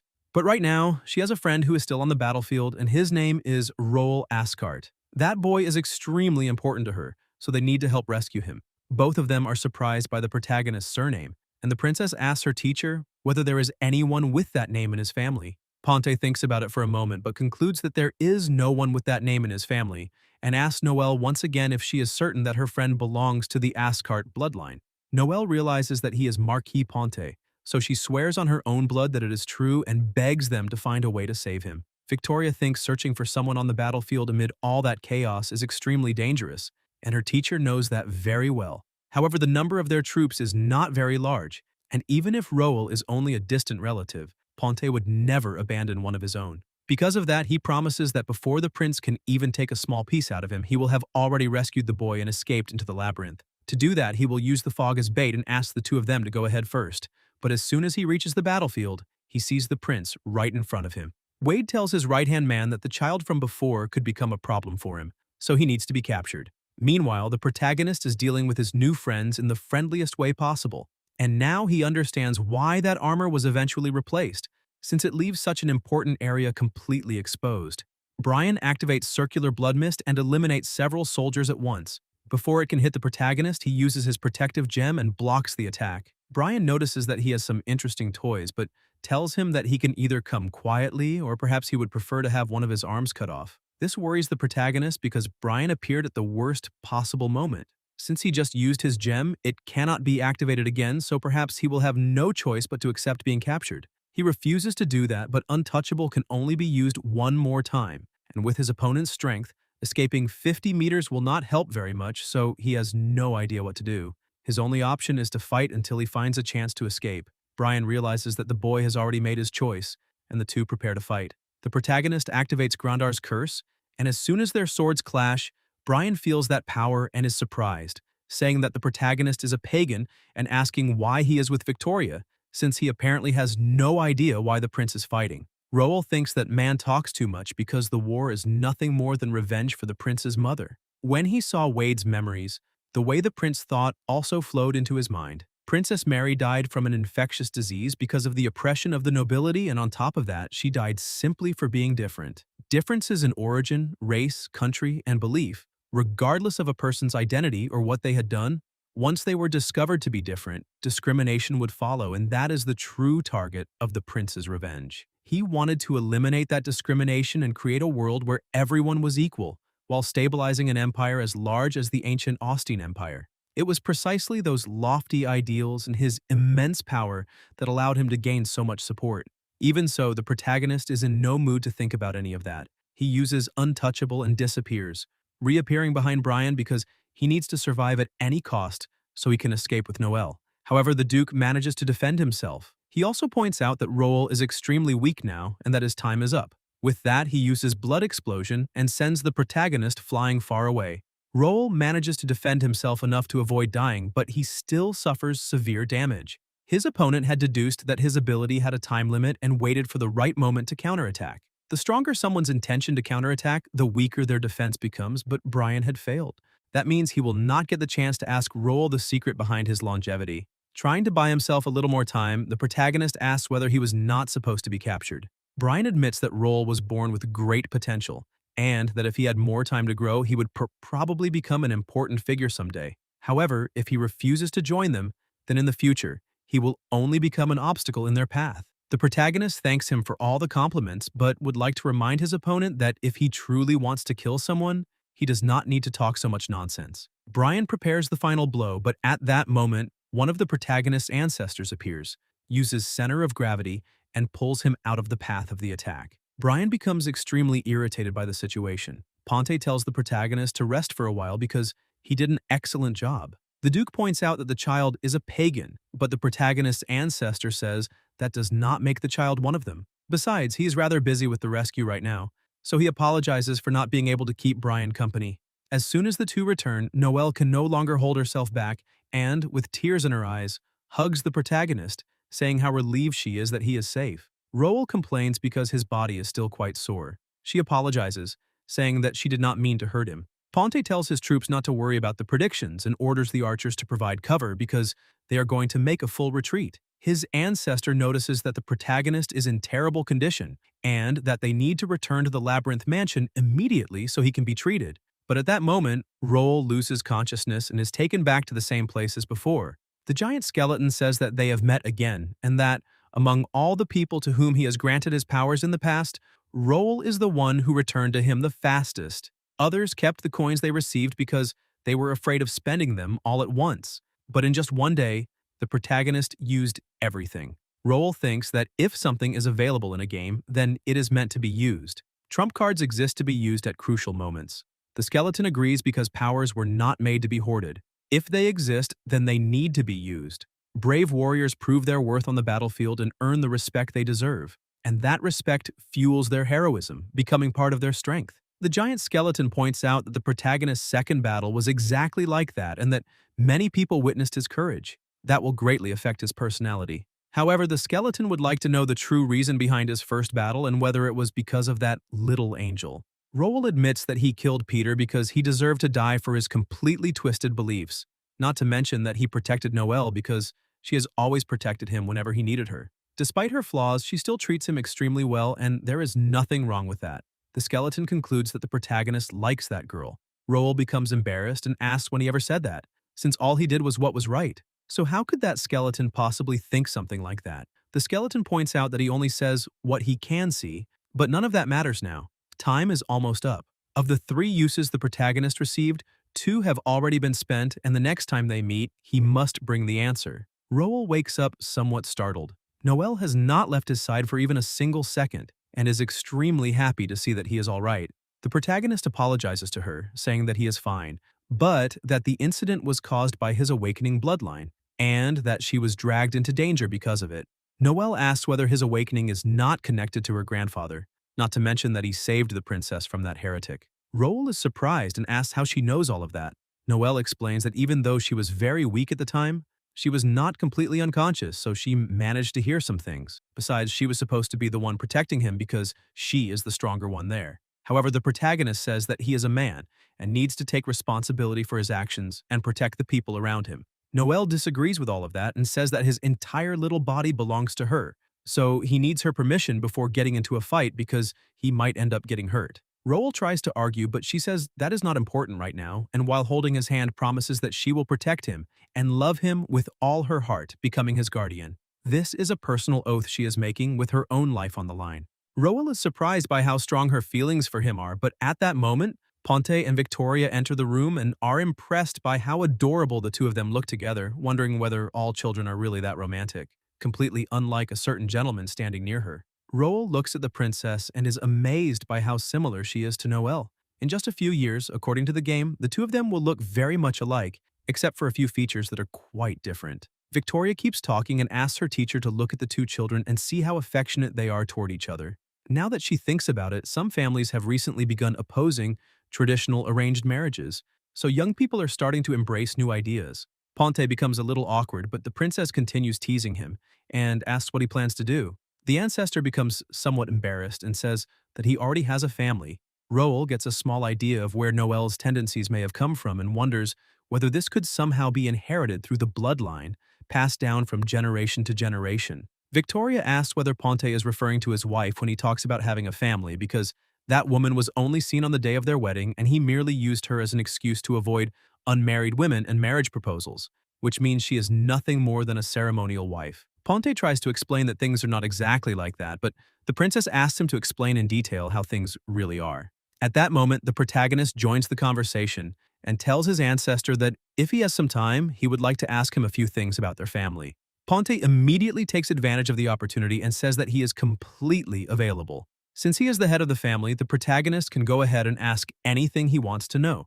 Roel asks his patriarch whether their family possesses its own bloodline ability because he would like to learn more about it. Ponte is surprised and asks whether the combat performance the protagonist displayed earlier is related to his bloodline ability. He says that it is time to play a little anatomy game and walks away carrying Roel with him. Noelle becomes worried and asks him to be a little more careful with the injuries of her beloved. Once they are outside, Roel realizes how sudden everything was and asks why the patriarch did all of that. Ponte explains that their family should possess a bloodline ability, but it was lost during the Third Era. Since then, only 2 people have managed to awaken it like the protagonist, but both of them eventually disappeared. If they are dead, then they are probably somewhere even their bodies could never return from. A short while later, back in his room, the protagonist thinks about everything he learned. Although his ancestor gave him some clues about his bloodline ability, the family records are incomplete and contain no actual information about the ability itself. They only mention that it is somehow related to studying history and ruins, and there must be some truth to that because his current circumstances also have something to do with exploring the past. However, both patriarchs who awakened it disappeared during their adventures. Roel becomes extremely frustrated by the situation because, for a moment, he thought he had finally made some progress, but in the end, it seems like he is right back where he started. There are still 32 hours remaining before they can leave that place, and Because of their appearance, Princess Victoria has decided to return to battle against her brother and ask the two of them to escape the following day. Although the evaluation score has increased slightly, the protagonist is still worried about something and asks whether points can be added directly to the evaluation score. The system warns that the evaluation is related to the host's real-time actions and that there is inherently a possibility for the score to decrease. Roll understands that apparently he cannot simply leave and will have to stay until the very end. Noelle enters the room looking somewhat worried and says that there are a few things she would like to discuss with the protagonist. As he knows, there will be a battle the next day, and she intends to participate as well. The protagonist becomes worried and says that it will be extremely dangerous, but the princess points out that running away after being rescued by her ancestor would go against both her principles and her origin attribute. She knows that doing so could be extremely harmful to her recently awakened bloodline, but she's certain that he never planned to run away either. Roll says that things are not quite that simple because his circumstances are extremely complicated. Noelle sits down beside him and points out that her grandfather sent her there to observe, so she must witness whatever conclusion is reached between their two ancestors. Besides, she does not want to run away without him. Roll decides that since things have reached this point, there is something he needs to tell her about the Civil War. The prince's reasons for wanting this war are different from what history says, and it is not merely a simple insurrection. Early the next morning, both armies are prepared for battle. The prince says that he never expected his sister to appear before him, and asks whether she has finally remembered what their mother went through and come to surrender. The princess makes it clear that she will never forget their mother, but says that she would never approve of this revenge. Besides, a revolution does not happen overnight, and all the actions her brother has taken have only created rivers of blood throughout the holy capital. She asks how many more people need to die because of him and whether he even cares about them. Wade says that it does not matter how many people must die for his mother, and that revolution always comes with sacrifices. Since ancient times, revolutions have always stood against the interests of established powers. Without destroying the system, there is no way to rebuild it. A revolution without bloodshed will inevitably be suppressed step by the nobility and the church. Victoria realizes that there is no way for them to reach an agreement, and the prince agrees, saying that this war was inevitable from the very beginning. He tells his sister to draw her sword. Victoria says that she fights for peace, while the prince says that he fights for justice. Meanwhile, Roll and Noelle are watching from the top of a tower. The princess says that although her grandfather told her to act only as a witness, she does not know which side is truly right. The protagonist understands exactly what she is going through because some things cannot simply be divided into right and wrong. Ambition can be born from a desire for justice in the future, while resistance can be born from a desire to preserve peace in the present. Neither side is necessarily wrong, and everything depends on where you stand and which side you choose to support. Victoria realizes that the numbers are not in their favor, so they need to bring everything to a conclusion quickly. Ponte activates his labyrinth, and the prince realizes that he is planning to use his tricks again. But at that moment, the two of them appear directly in front of the prince, and Wade is surprised to see the holy dagger. Victoria bids farewell to her brother and attacks, but the prince refuses to accept defeat and meets the attack with everything he has. A massive explosion erupts, and as things begin to clear, the princess knows that both of their spells have been completely neutralized, though she does not know exactly what happened. Wade falls to his knees, and the people begin asking whether they have won. One of his men tries to help him, but the prince accepts that this is the end. At that moment, he begins hearing someone calling his name, and it sounds like his mother's voice telling him that he is the future king of that entire land, and that he was born to bear a great responsibility. He asks his mother whether he has lived the way she wanted him to, but as he continues remembering everything she endured, he grips his sword even tighter and says that he is still far from it. He begins asking whether faith determines a person's worth, and whether someone can be sentenced to death because of their religion. When did people stop being judged by their integrity and start being judged by their origins? They despised pagans, so he became a pagan. He abandoned compassion because he could see nothing compassionate in the world and chose fury because he could no longer contain the rage in his heart. An immense power begins awakening within his body, and he shouts for his mother to witness his glory. An overwhelming amount of dark energy erupts from his body, transforming parts of him. His sister cannot believe that he is actually doing this. Noelle sees that he has reached Origin Level 2 and abandoned his own conviction in order to awaken. That is why the prince was remembered as invincible in the end. The protagonist realizes that the course of history has not been completely altered, and says that now must be the moment when they have to make their choice. The prince picks up his sword once again and declares that justice will not be compromised. He launches his attack and the two of them, without any magic, cannot even understand what is happening. The protagonist's ancestor grabs the princess and activates his jewel, teleporting the two of them away at the very last second. Somewhere farther away, Ponte begins feeling extremely ill, and the princess tells him that he must never force his magic like that again. Ponte says he is fine. They only teleported a short distance and will be captured again soon, so they need to escape immediately. But at that moment, something appears near them once again, and the two already know what is about to happen. Before the attack can reach them, Noelle steps in front and activates her defense, blocking the blow. Victoria is surprised and asks why she is there. Ponte, worried about the protagonist, asks where he is. At that moment, Roel appears behind the prince, saying that in the end, they had no choice but to show up, because they could not simply leave everything behind. He activates immortality once again, and appears before the giant skeleton, who asks whether he has finally brought the answer, and once more questions how the dead pass on their own power. Roel says he has two answers, one to the question and another about the skeleton himself, so he would like to know which one he should give first. The skeleton finds that very interesting and says he would like to hear both. The protagonist begins with the answer to the question, saying that since the skeleton witnessed that war alongside him, he should already know the answer himself. Ethos, conviction, and philosophy, that is how the dead pass on their own power. There are those who make history, those who become legends, and those who spend their lives passing their beliefs on to others. As that accumulates over time, collective change becomes a change in nature, conviction, and culture, leading to evolution. That kind of legacy is what transcends death. It can be altered, gain something new, or lose something, but as time passes, it only continues to grow, eventually forming a bond that connects to those who are still alive, even if that only applies to those who have descendants and legacies. Considering that the skeleton no longer has anything left, the skeleton becomes slightly angry at that last remark and asks whether that was supposed to be a threat. The protagonist points out that if the skeleton felt threatened, then that only proves he is right. Besides, the skeleton does not seem to show any hatred toward him. Otherwise, he would not have helped him from the very beginning. The skeleton finds the child's audacity amusing, but that attitude is something he values in people. He admits that it is true and that this is the answer he had been looking for. Then he wonders how many years had passed and how many people had died before they could even answer, until someone as foolish and arrogant as Roel finally appeared and gave him that response. Roel asks whether the skeleton could phrase it a little more nicely since he would prefer to call it confidence. The skeleton calls the protagonist by name and says he has one final question, asking what kind of relationship the two of them should have from now on. Roel thinks being friends would be pretty good. The skeleton agrees and says that for his friend, he will bring victory. The prince looks back and sees that same child again, along with the incredibly powerful aura surrounding him, and asks whether the protagonist is the heir of an ancient god, because he never expected to encounter such an existence there. However, if that is his trump card, then it is a shame. In the end, an heir is nothing more than a toy for an ancient god to place its power into.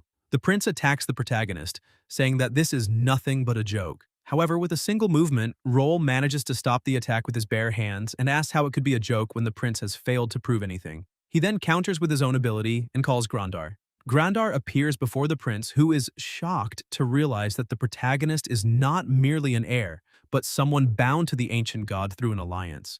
Roel tells Grandar that he needs to get Noelle out of that place and that the cost does not matter. The ancient god says that it is possible, but in the protagonist's current condition, he can only deliver a single strike. Roel asks whether one strike will be enough. Grandar thinks it may even be more than enough. Without hesitating, the protagonist agrees, and the two combine their powers. But the prince is not intimidated. The force of their combined power creates an enormous pressure throughout the area. Noelle becomes worried, but Victoria says that the protagonist will definitely be fine, and that she should focus on protecting herself first. As the dust begins to settle, both of them are still standing, but the prince's sword has shattered, and he eventually collapses to the ground. Roel is also completely exhausted and drops to one knee. The prince admits that he never imagined the protagonist could surprise him like that. Roel admits that he is also extremely surprised that the prince can still talk after taking that attack. Wade, still trying to understand the situation, tells the protagonist that he is clearly carrying the power of a pagan, so he asks why he is fighting against him. Roel explains that there are several reasons. One of them is that he does not believe this war will lead humanity toward any real progress. But if he had to name the most important reason, he needs to ask one question. The protagonist asks whether, if the prince had a weapon in his hands and the power to protect the people he loved, he would simply stand there and watch. Wade is surprised and finally understands that the two of them are not so different after all. He regrets that when the person he most wanted to protect was in danger, he was unable to draw his sword, and by the time he finally could, she was already gone. Roel thinks that although the prince failed as a member of royalty, he still has to acknowledge his fighting spirit and ability, even if he does not agree with his beliefs or ambitions. The prince also admits that the protagonist was a worthy opponent. Noelle runs onto the battlefield toward her future husband, and the prince realizes that the little maiden is very fortunate. Noelle hugs him tightly and asks whether he is all right. Roel asks her to be a little gentler because he is still somewhat dizzy after the battle. Watching the scene, the prince realizes that those two children may be capable of accomplishing what he could not. If the protagonist's ability is combined with the qualities of the Heathcliff family, the future may change for the better. His mother may be happy, and she may finally be able to rest in peace. Everyone remains silent for a minute.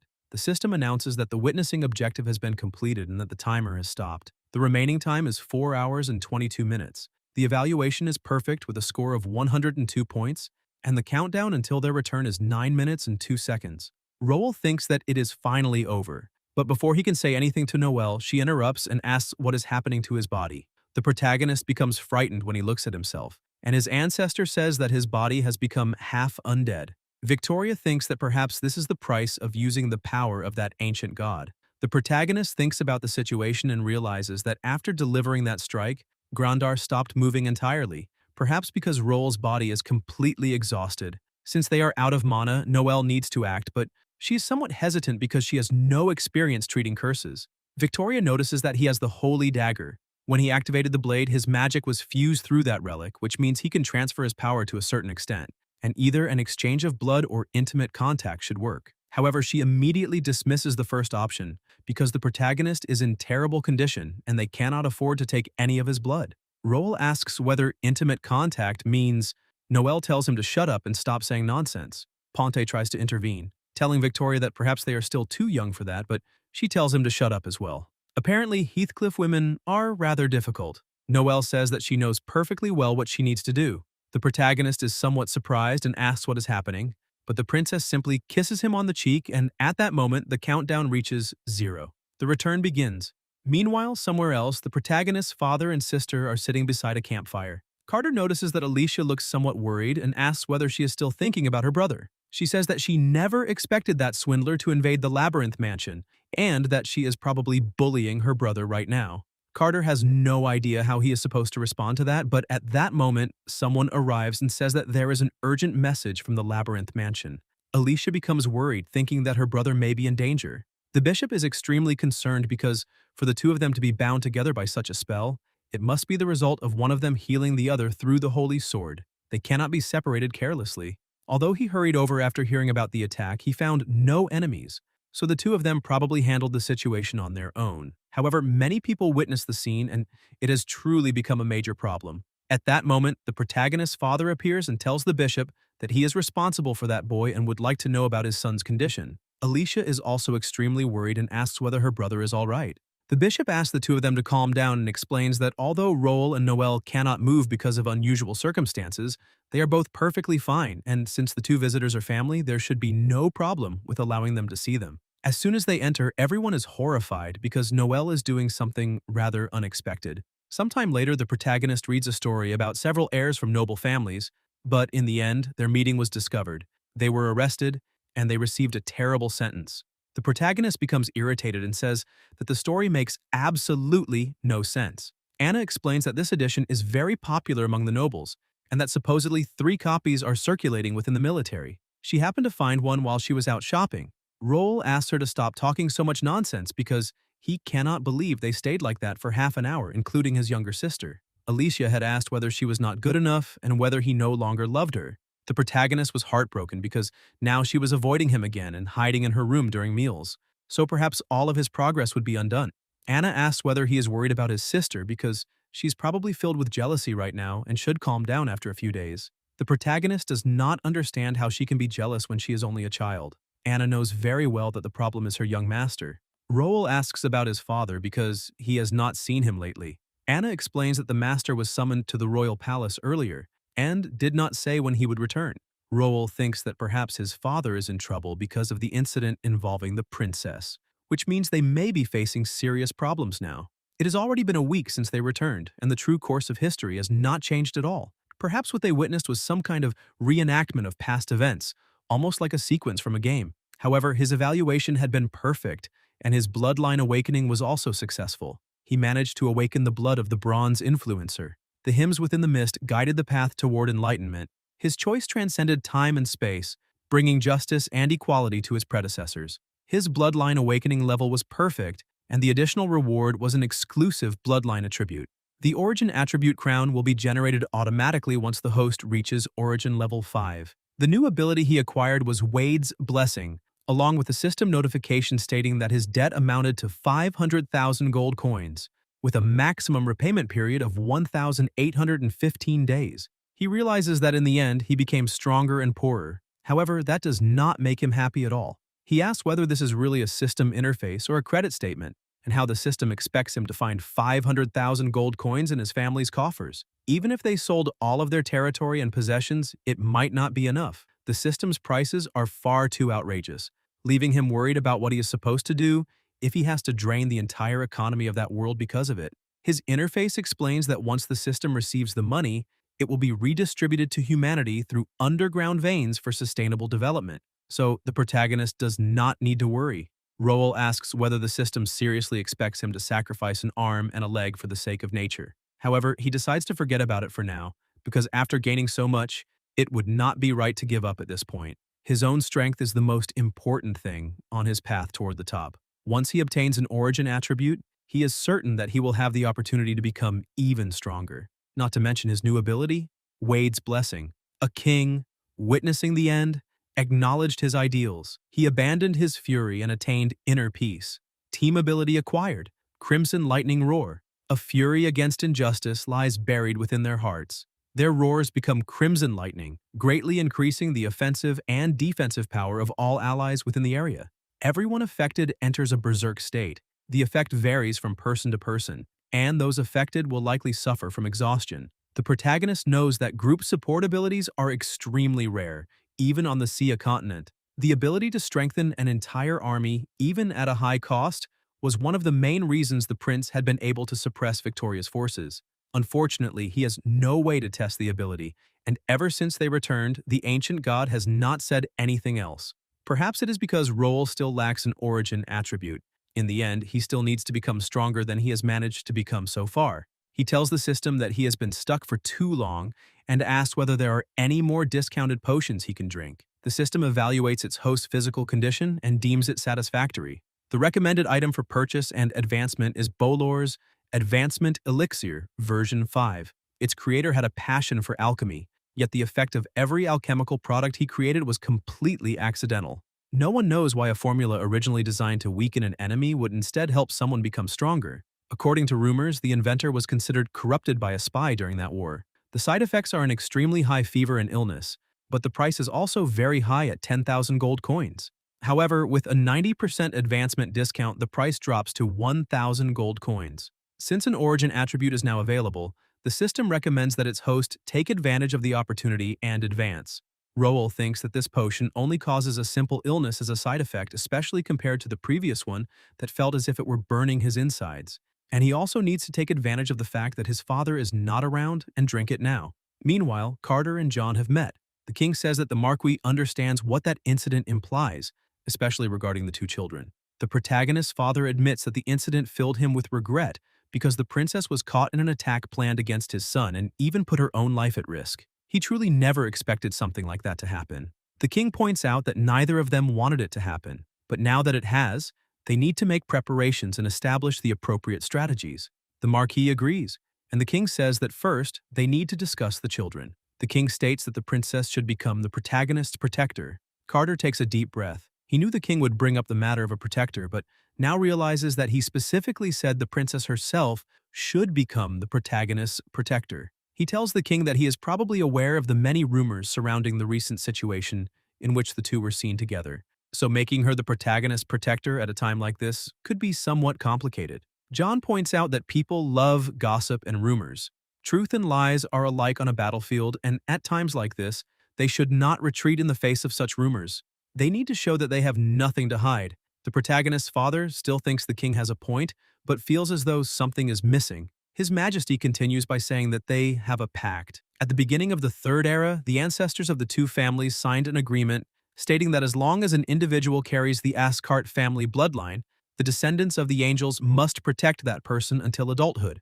Now that the protagonist has awakened his family's bloodline ability, the contract has come into effect. The Heathcliffs always keep their word, and if they cannot handle even problems like these, then how could they possibly protect anyone? He asks whether the Marquis intends to cancel the pact made by their ancestors. The protagonist's father says no, though he knows that this is not exactly a request for his opinion. The king is pleased with the conversation and says that the matter is settled. The issue involving the children will be resolved within half a month. The Marquis simply agrees, although he still feels like he is forgetting something. As soon as he leaves the room, John looks out the window and thinks about how the protagonist managed to awaken the bloodline of the ancient god Grandar and use that ability to defeat the prince at Origin Level 2, despite not even possessing an Origin attribute.